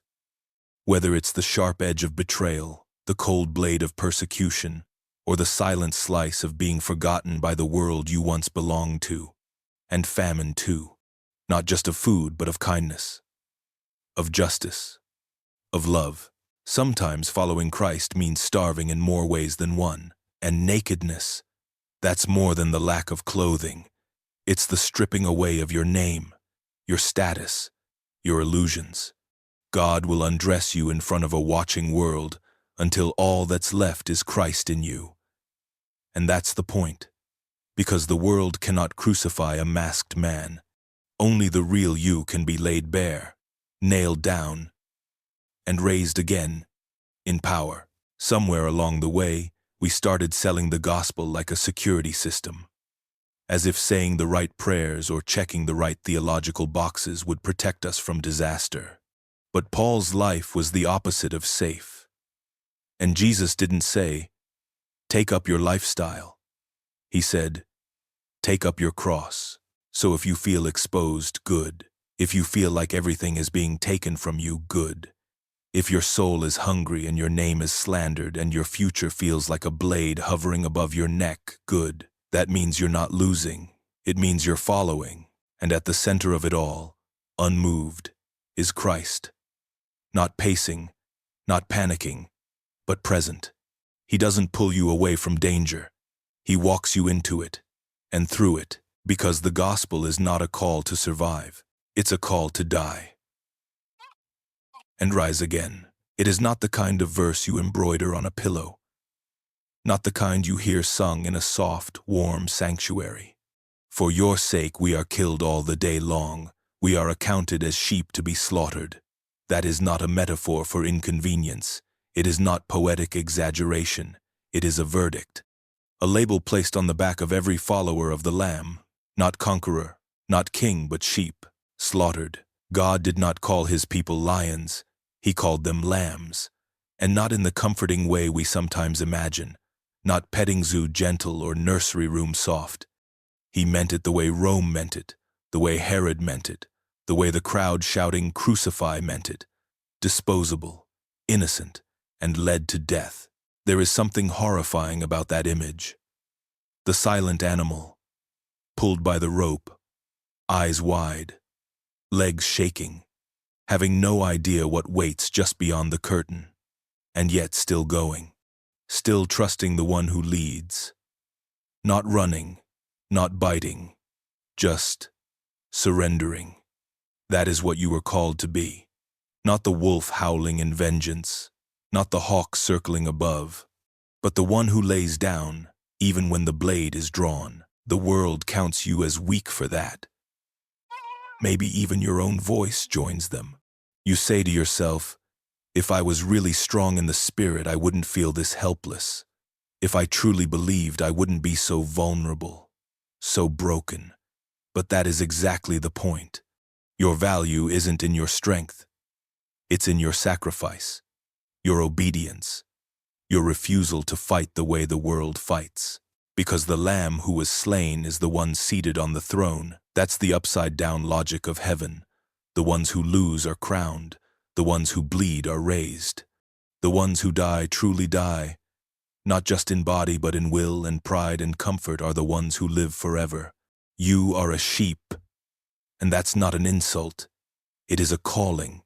It means you were never meant to survive by instinct, by violence, by dominance. You were meant to follow a voice, to go wherever the shepherd goes, even into the valley where shadows sharpen into swords. And when the world counts you out, when it sees nothing but the quiet procession of the faithful walking toward the altar of loss, it forgets one thing. Resurrection always smells like slaughter first. They never needed a commentary. They never needed a podcast or a pulpit with spotlights. The ones in prison cells and jungle hideouts and forgotten ditches didn't debate the Greek grammar of Romans chapter 8. They lived it. They bled with it carved into their bones. When their captors asked for names, for locations, for doctrines to recant, they whispered a different list. Who can separate us from the love of Christ? Not bars, not bullets, not betrayal, nothing. The early church didn't just read this chapter. They memorized it because they had to, because it was all they had. When their churches were burned, and their scrolls were confiscated, and their pastors were gone, they clung to a handful of verses like lifelines tied to heaven. Romans chapter 8 was one of them. Not because it sounded poetic, but because it told the truth no sword could take away. When the knock came at midnight, they remembered. When the screams echoed from the next cell over, they remembered. When the fire crept closer to their feet and their lungs filled with smoke, they remembered. Not because they were superhuman, not because they felt brave, but because the promise was bigger than the pain. They knew the world saw them as disposable, but God had already written their names into a courtroom where the verdict was not guilty, into a family where adoption could not be revoked, into a glory that made every torment feel like a blink. In every generation, the martyrs have heard Romans chapter 8 not as theory but as survival code, a secret song carried beneath the tongue when all other words are forbidden. They knew that groaning in the spirit was not weakness. It was heaven praying through them. They knew that when the world called them lambs, God was already counting crowns. And the irony was always this: the ones trying to silence the church only amplified its echo.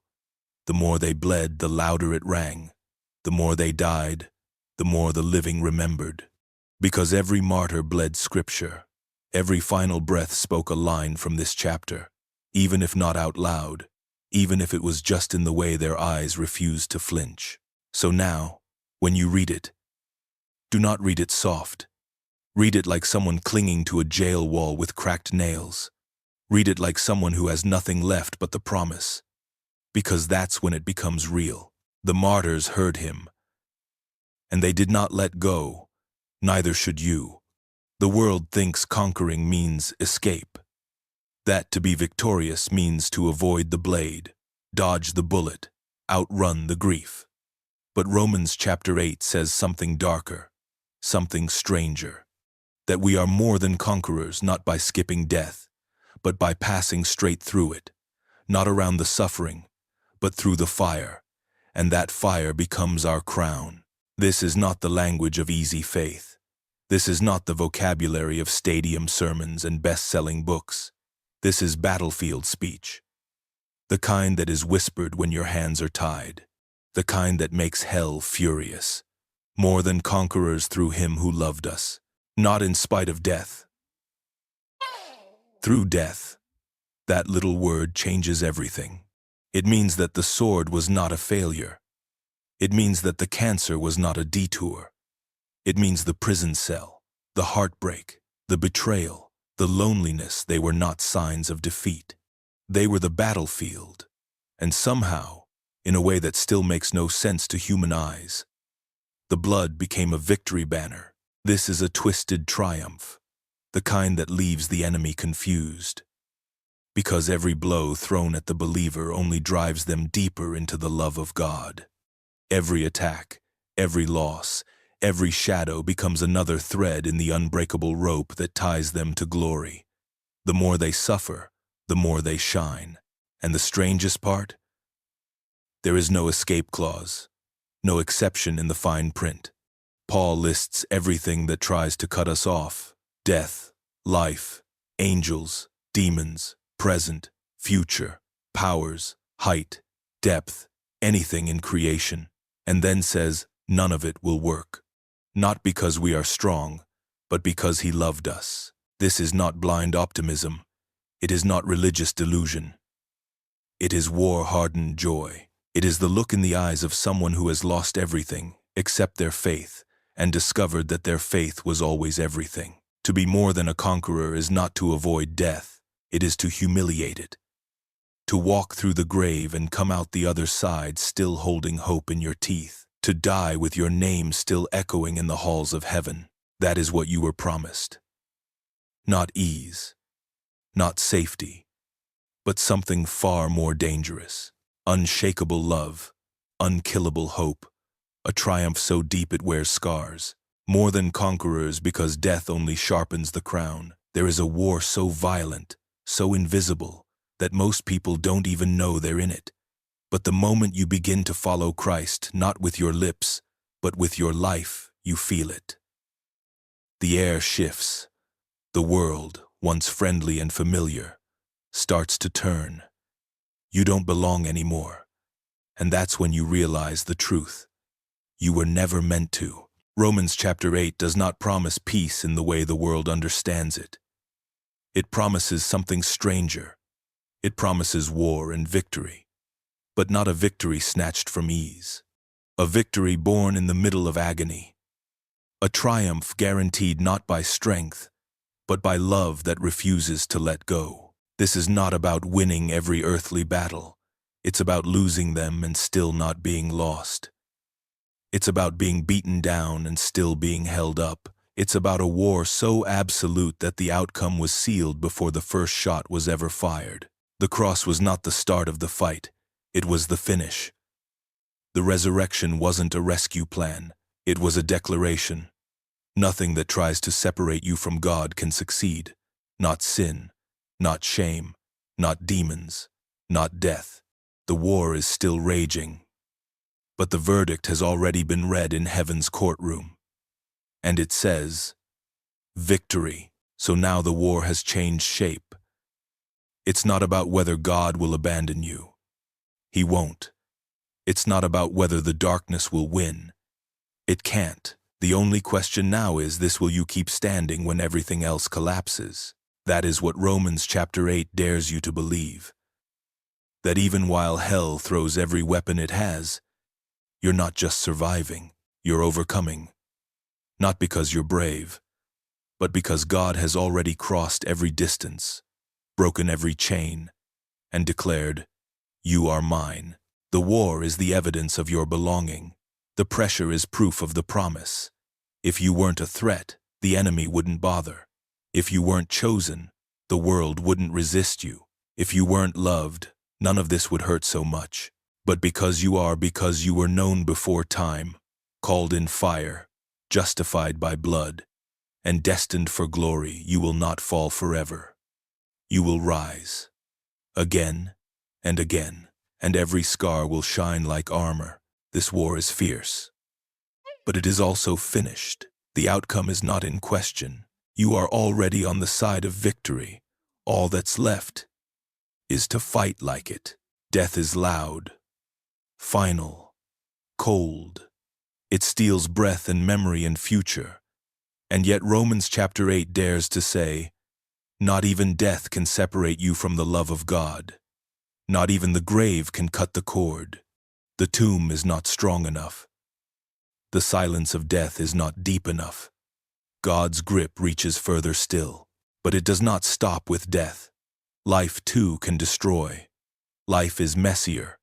Life erodes faith slowly, with anxiety, with shame, with failure that wakes you up in the middle of the night and whispers that you're too far gone. Life doesn't always shout.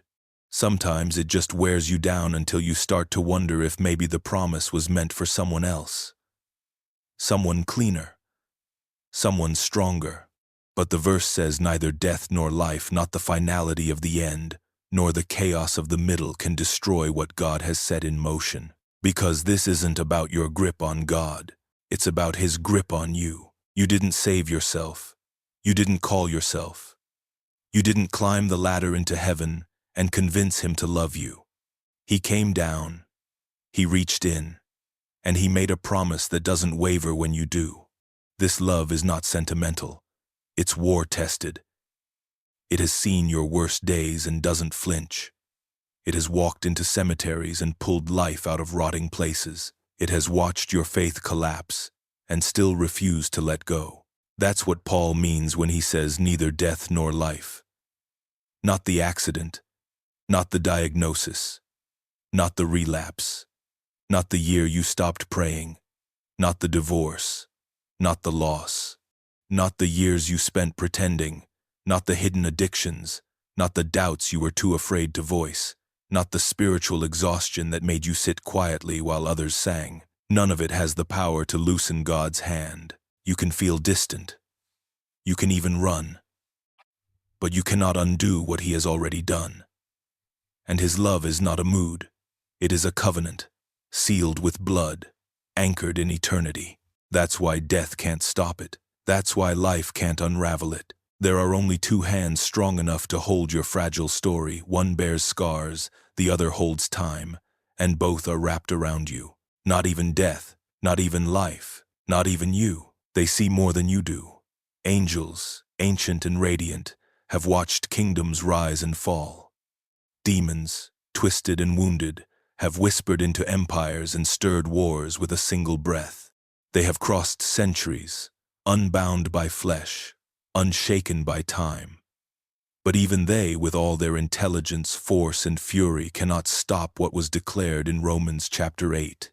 Paul names them because he knows your fear. You fear the unseen, the manipulation behind the veil, the thing that moves when no one's looking, the voice that says God isn't real, or worse, that He's real and He's done with you. But the Spirit speaks louder. Nothing can separate you, not even angels, not even demons. The angels cannot alter your adoption. They may carry messages, and they may fight in realms beyond your eyes, but they cannot reverse the decree that called you son. They cannot unwrite your name from the Lamb's book.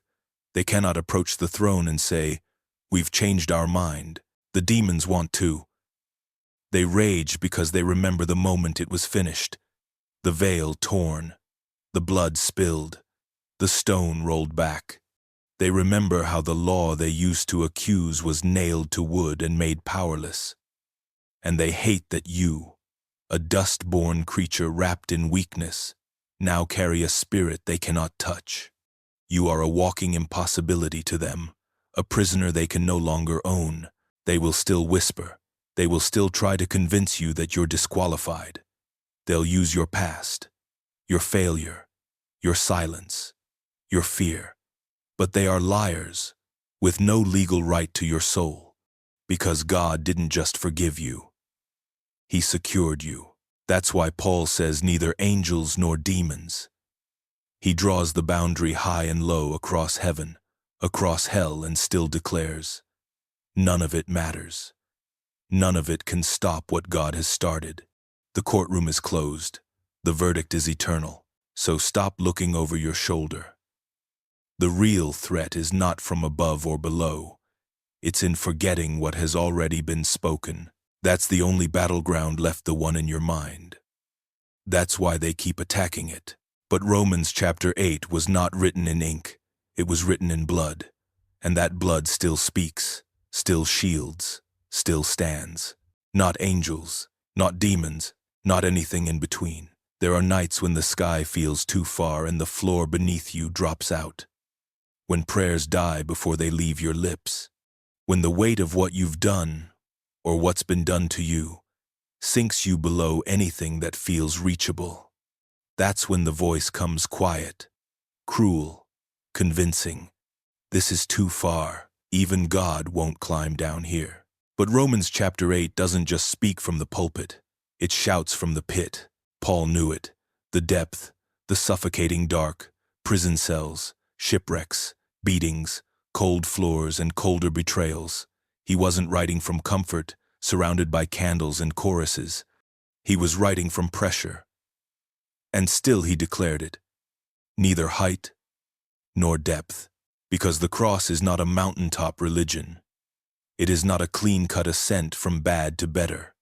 It's descent into mud, into blood, into abandonment and accusation.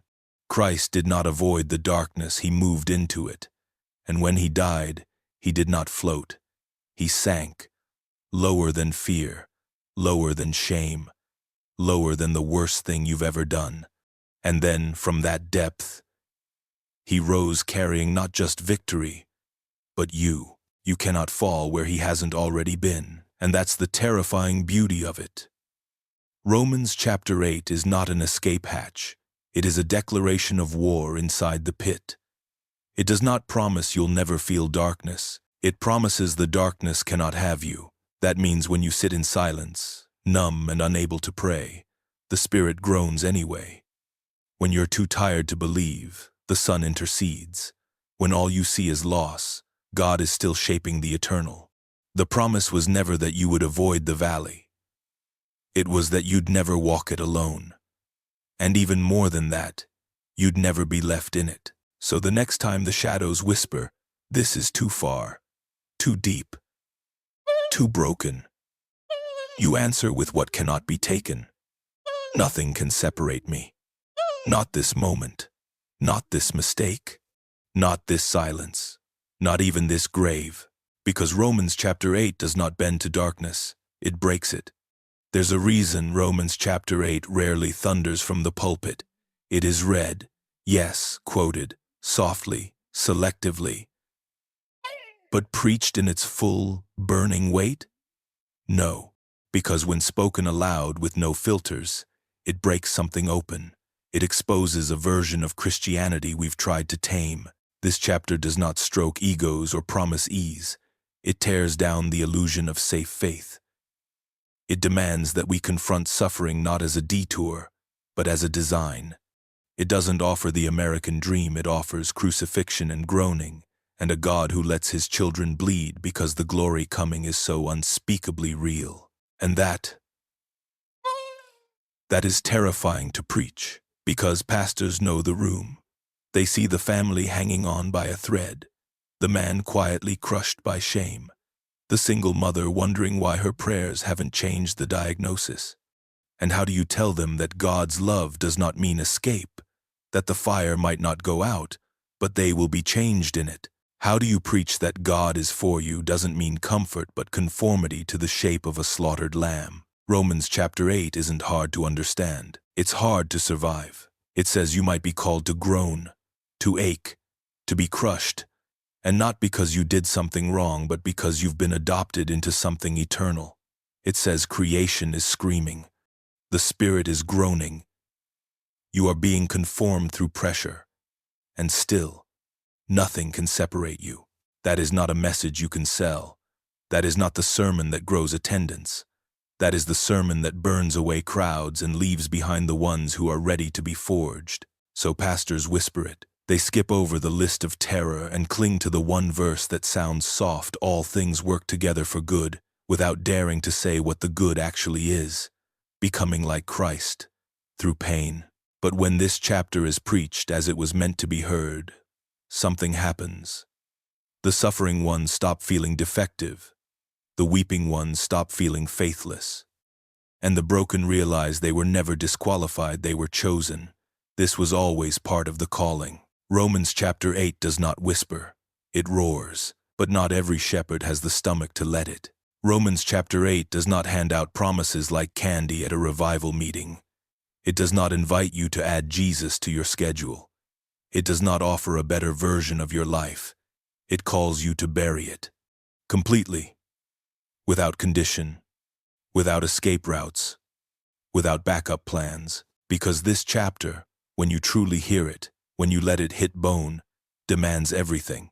It begins with no condemnation, but it ends with no negotiation. It does not just assure you that you are forgiven. It dares you to live as if you are already crucified. It tells you that if you are a child, then you are an heir. And if you are an heir, then suffering is not optional. Suffering is inheritance. The same cross that bought your salvation now shapes your identity. And still, pastors skip it.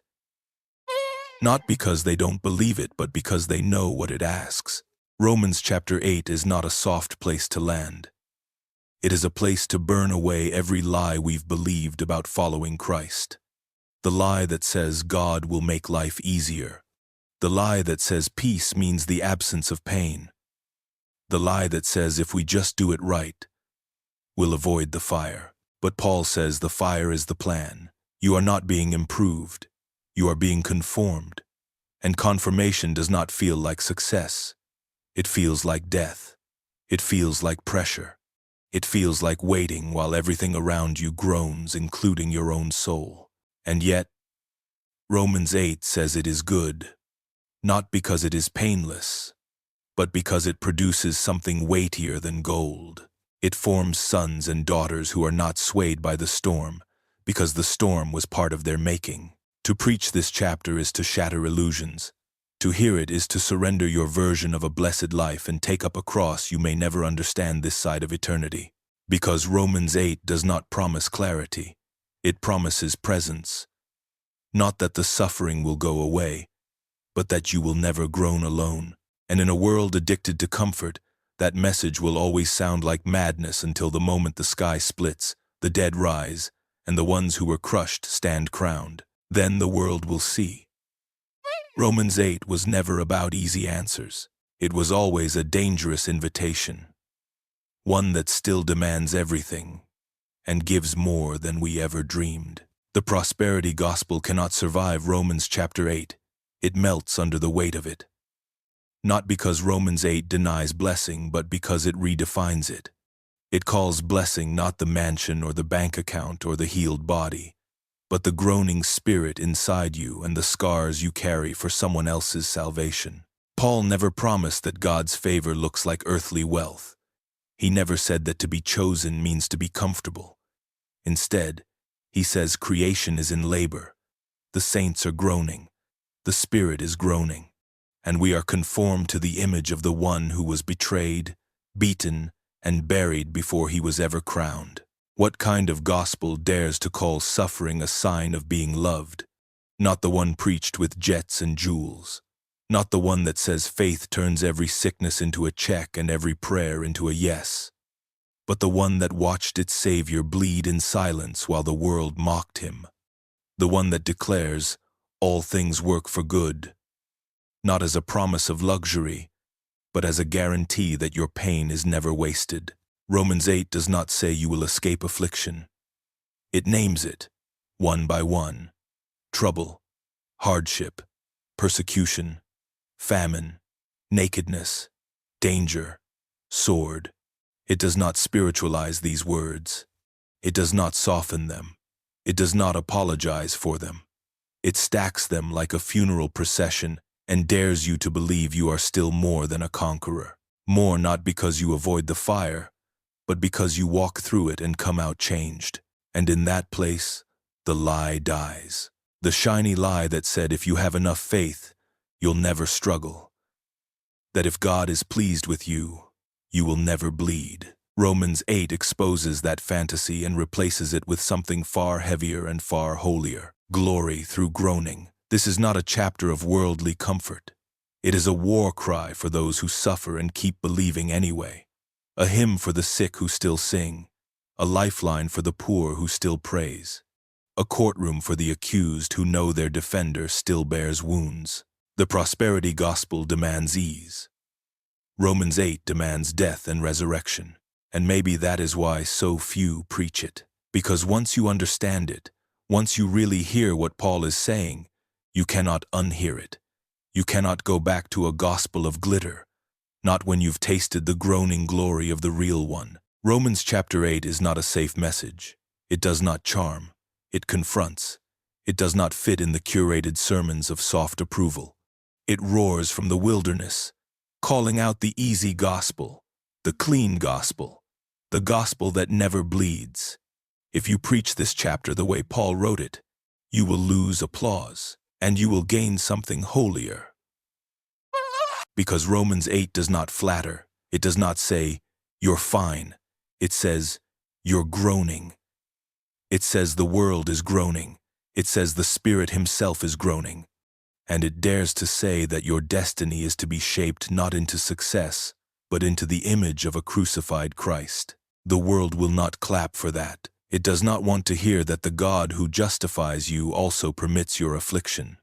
That the proof of God being for you is not your platform or your comfort, but that when you are naked, hungry, persecuted, and abandoned, you are still not separated from love. This is not the kind of message that grows empires.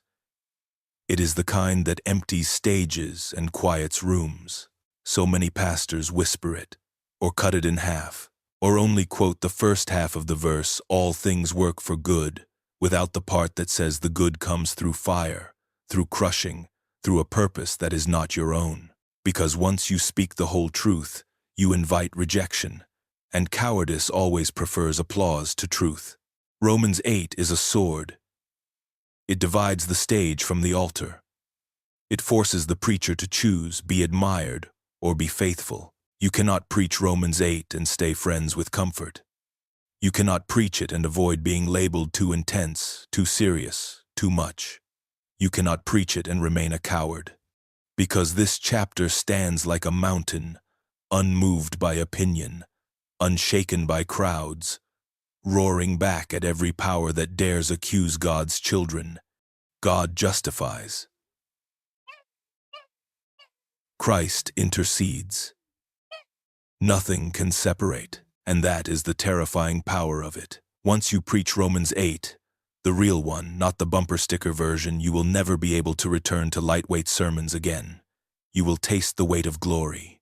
You will feel the groaning of the Spirit, and you will know what it means to be conformed. It is a terrifying honor, and it costs everything. Romans chapter 8 does not blink. It does not avert its eyes from the bleeding edges of the world or try to dress them in false hope. It stares straight into the abyss and dares to say that love is still there, wounded, yes, but present. This chapter is not a sedative for the anxious. It is a call to arms for the faithful, and what it calls you to is not safety.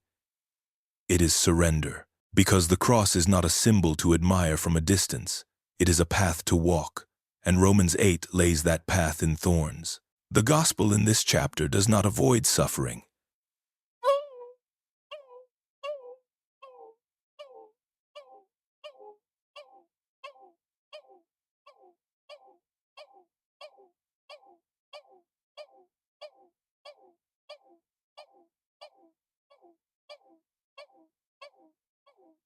Paul does not pretend that believers float above hard. He chains us to it on purpose, then says, more than conquerors, not through escape, through endurance, through the ache of being crushed into Christ's likeness, through every unanswered prayer, through every tear that did not bring relief but brought a deeper groan. Real Christianity does not run from the cross, it runs toward it. And that's the danger of Romans 8. It promises glory, but only through crucifixion. It promises purpose, but only through surrender. It promises triumph, but it looks like defeat first. Pastors who flinch from suffering cannot preach this, not honestly, not fully, because the chapter refuses to lie about what it costs. There is no prosperity curtain here, no illusion of invincibility. There is the sword, there is famine, there is persecution, there is nakedness, and the astonishing declaration that none of it means you are unloved. In fact, it might mean you are closer to the heart of God than ever before. Romans 8 does not comfort the comfortable. It redefines what comfort, even island, not escape, but presence.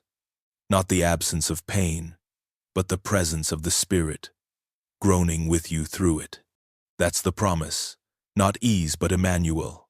God with us, still, bleeding with us, still, and raising us in silence and scars. That's why the chapter doesn't blink. Because it knows the end of the story. And the end is not suffering. It is glory, but not without the road marked by the cross. So you cannot preach Romans 8 and pretend that suffering is failure. You cannot read it and still believe that pain means God has abandoned you. On the contrary, this chapter insists that your darkest moments might be your most Christ-shaped ones. It does not flinch, and if we are to follow, neither can we. Romans chapter 8 does not leave room for pretending. It does not flatter half-hearted believers or coddle cultural Christianity. It sets fire to the illusion that following Christ is a hobby or a side project. It confronts the kind of faith that wants the crown but not the cross. The kind that says the right words but stays seated when the road gets steep. This chapter is not just about comfort. It is a crucible. And anything fake will burn. When Paul writes that all things work together for good, he is not preaching to people with padded pews and easy lives. He is writing to a persecuted church, a hunted people, a suffering body that knew what it meant to lose everything and still say Jesus is Lord. There is no room in that kind of gospel for shallow belief, no space for a faith that has never been tested, no place for grace that costs nothing. Romans 8 exposes those who only want God when He blesses but disappear when He breaks. Because the promises in this chapter are not casual, they are cosmic, they are binding, and they demand real faith. Not the kind that looks good on Sunday, the kind that stands when everything else falls, the kind that groans with the Spirit in the silence, the kind that knows being conformed to Christ means pain before glory, crushing before resurrection. This is not the chapter of soft sermons. This is the chapter of spiritual war. It names the suffering, it names the weakness, it names the slaughter, and it dares to say, even there, even in the fire, you are more than a conqueror, not because you feel strong, but because Christ does not let go. Fake faith does not survive that fire. It cannot, because Romans 8 does not entertain fantasies. It declares the reality of suffering and then stares it down with the bloodied face of a resurrected Savior. You cannot fake your way through this chapter. You will either be undone or reborn. That is the choice. That is the confrontation. So if your faith is performance, it will break. If your trust is shallow, it will drown. If your belief is borrowed, it will not hold.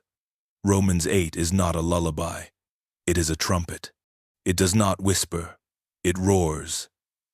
And what it calls for is not ease but endurance, not appearance but allegiance. Because when all else is stripped away, when the famine comes, when the sword is drawn, when the night is long, only real faith survives. Only the real ones rise. Freedom always scares those who make their living from cages. Romans chapter 8 tears the locks off every door religion tries to shut. It does not just announce freedom, it dares you to live in it. And that kind of freedom is dangerous to anyone who benefits from keeping people afraid. There is now no condemnation. Those are not soft words. They are thunder. They are rebellion against every voice, human or demonic, that ever told you you were too dirty, too broken, too far gone to be loved by God. Romans 8 does not say you are tolerated. It says you are free. Absolutely. Eternally. Unshakably. But here's the thing. That kind of freedom, true, Spirit-born freedom, cannot be controlled. You cannot manipulate someone who knows they are fully forgiven. You cannot shame someone who has already died with Christ. You cannot use guilt to steer a soul that walks by the Spirit, not by fear. And so Romans 8 is not just a comfort, it is a threat to every system, church, or preacher who relies on fear to stay in charge. Condemnation keeps people in line. Freedom sets them on fire. This chapter pulls down the pulpit of control and replaces it with the altar of surrender. It does not give you a leash. It gives you wings. It tells you that the same Spirit who raised Jesus from the dead lives in you.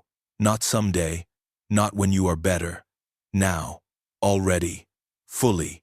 And if that is true, you do not need a priest to stand between you and God. You do not need a rule book to measure if you are worthy. You do not need to earn what has already been given. That is what makes religious power tremble. Not the idea that God saves, but the reality that He does it without asking for permission from the ones who built the walls. Where the Spirit of the Lord is, there is freedom. Not control, not hierarchy, not manipulation disguised as morality. Freedom. Romans 8 says you are a child, not a slave, a co-heir, not a servant. And that truth breaks chains so deep that even your past can no longer reach you. No wonder some are afraid to preach this chapter, because it sets people loose. It sets them dancing out of tombs and walking through fire and singing in prison cells. It sets them free from needing to impress anyone but God, free to fail, free to rise, free to be fully known and still fully loved. And that kind of freedom does not bow to fear. It does not cower to control. It walks boldly, breathes deeply, and says with trembling joy, there is no condemnation. Not now, not ever. You can't stand in front of Romans chapter 8 and pretend you were never warned. It does not whisper. It does not hint. It declares with fire and clarity exactly what it means to belong to Christ. This chapter is not a soft place to land, it is a furnace. And once you've read it, once you've let its words press into your bones, you no longer have the right to say, I didn't know. You cannot claim ignorance when the call is this loud. To walk by the Spirit means death to the flesh. Not gradual improvement, not polite self-help. Death. The Spirit of God will not share space with idols, even the ones you have renamed as dreams, preferences, or personality. And once you have seen that, once you've been shown what the Spirit births in place of all that dies, you cannot pretend the cost is hidden. It is right there in the open. Your life for His, your will for His, your comfort for His glory. Romans chapter 8 does not beg, it beckons. It pulls back the curtain and shows you what it looks like to live a life completely invaded by God. A life where suffering is not a sign of failure but evidence of belonging. A life where groaning and glory walk side by side. A life where fear has no more room to breathe. You can't plead surprise when your life becomes unrecognizable. You can't point to your pain and say God betrayed you. He told you, right there, in the middle of the fire-lit pages. He said He would not spare even His own Son. So why would He shield you from the cross when it's the only road to resurrection? This chapter is not a contract you sign without reading the fine print. The cost is stamped in every verse, and so is the promise. Not a promise of safety, but a promise of unstoppable love. Not ease, but endurance. Not escape, but transformation. And after reading Romans chapter 8, you are without excuse. You can reject it. You can run from it. You can pretend it is only poetry and not a battle cry. But you cannot say you didn't know. You cannot say you weren't told. You knew. You saw it. The invitation and the warning. The suffering and the glory. The death and the Spirit. the cost and the crown. And once you know, you are either all in or not in at all. It does not apologize. It does not adjust itself for comfort. It does not dress itself up to be more appealing to the crowd. Romans chapter 8 stands in the center of the gospel like a lion, unchained, unfiltered, unedited, and wholly untamed. This is not Christianity polished for the stage. This is not the Sunday morning version with softened edges and smoothed-over promises. This is the gospel in its rawest form, blood still wet, fire still burning, glory still breaking through the smoke. It dares to declare that nothing can separate us from the love of God, and then lists everything that will try. It announces no condemnation, while pointing straight at the cross where condemnation was poured out. It speaks of freedom, not the kind that lets you do whatever you want, but the kind that tears chains off your soul by crucifying what you once called you. It names suffering not as failure but as proof that you are a child of God, proof that heaven is not a myth, proof that the world is not your home. This is the gospel, undiluted. It refuses to sell promises it cannot keep. It does not offer ease. It offers endurance. It does not promise escape. It promises presence. God's Spirit groaning within you, Christ Himself standing to intercede, and the Father shaping every nightmare, every betrayal, every diagnosis, every failure into something eternally good, though the shaping may feel like fire. No prosperity preacher can tame this chapter. No modern guru can twist it to serve a self-help fantasy. Romans chapter 8 does not bend.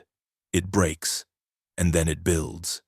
It is the sound of chains falling, the sound of graves cracking open, the sound of voices crying out from prison cells. We are more than conquerors. This is not religion. This is revolution. The gospel as it truly is, violent towards sin, relentless in love, and unapologetically holy. A kingdom not made with hands. A king who bled instead of reigning from a throne of gold. And a call to follow him, not into comfort, but into crucifixion. If you want safe, do not read Romans chapter 8. If you want soft, look elsewhere. But if you want the truth, if you are desperate to know what it actually means to belong to Christ, to be filled with His Spirit, to be adopted, chosen, called, justified, and glorified, then step into this chapter and do not flinch. This is Christianity with nothing hidden. And once you see it, you can never unsee it. It does not sit quietly on the page. Romans chapter 8 erupts. It breaks through doctrine and debate and walks straight into your living room, into your sickness, into your divorce papers, into the cemetery where you buried someone too soon. It does not whisper comfort, it roars identity. It does not suggest hope, it demands it. Every line is soaked in defiance against despair, against shame, against death itself. This is not a chapter you read once and move on. This is a chapter that reads you.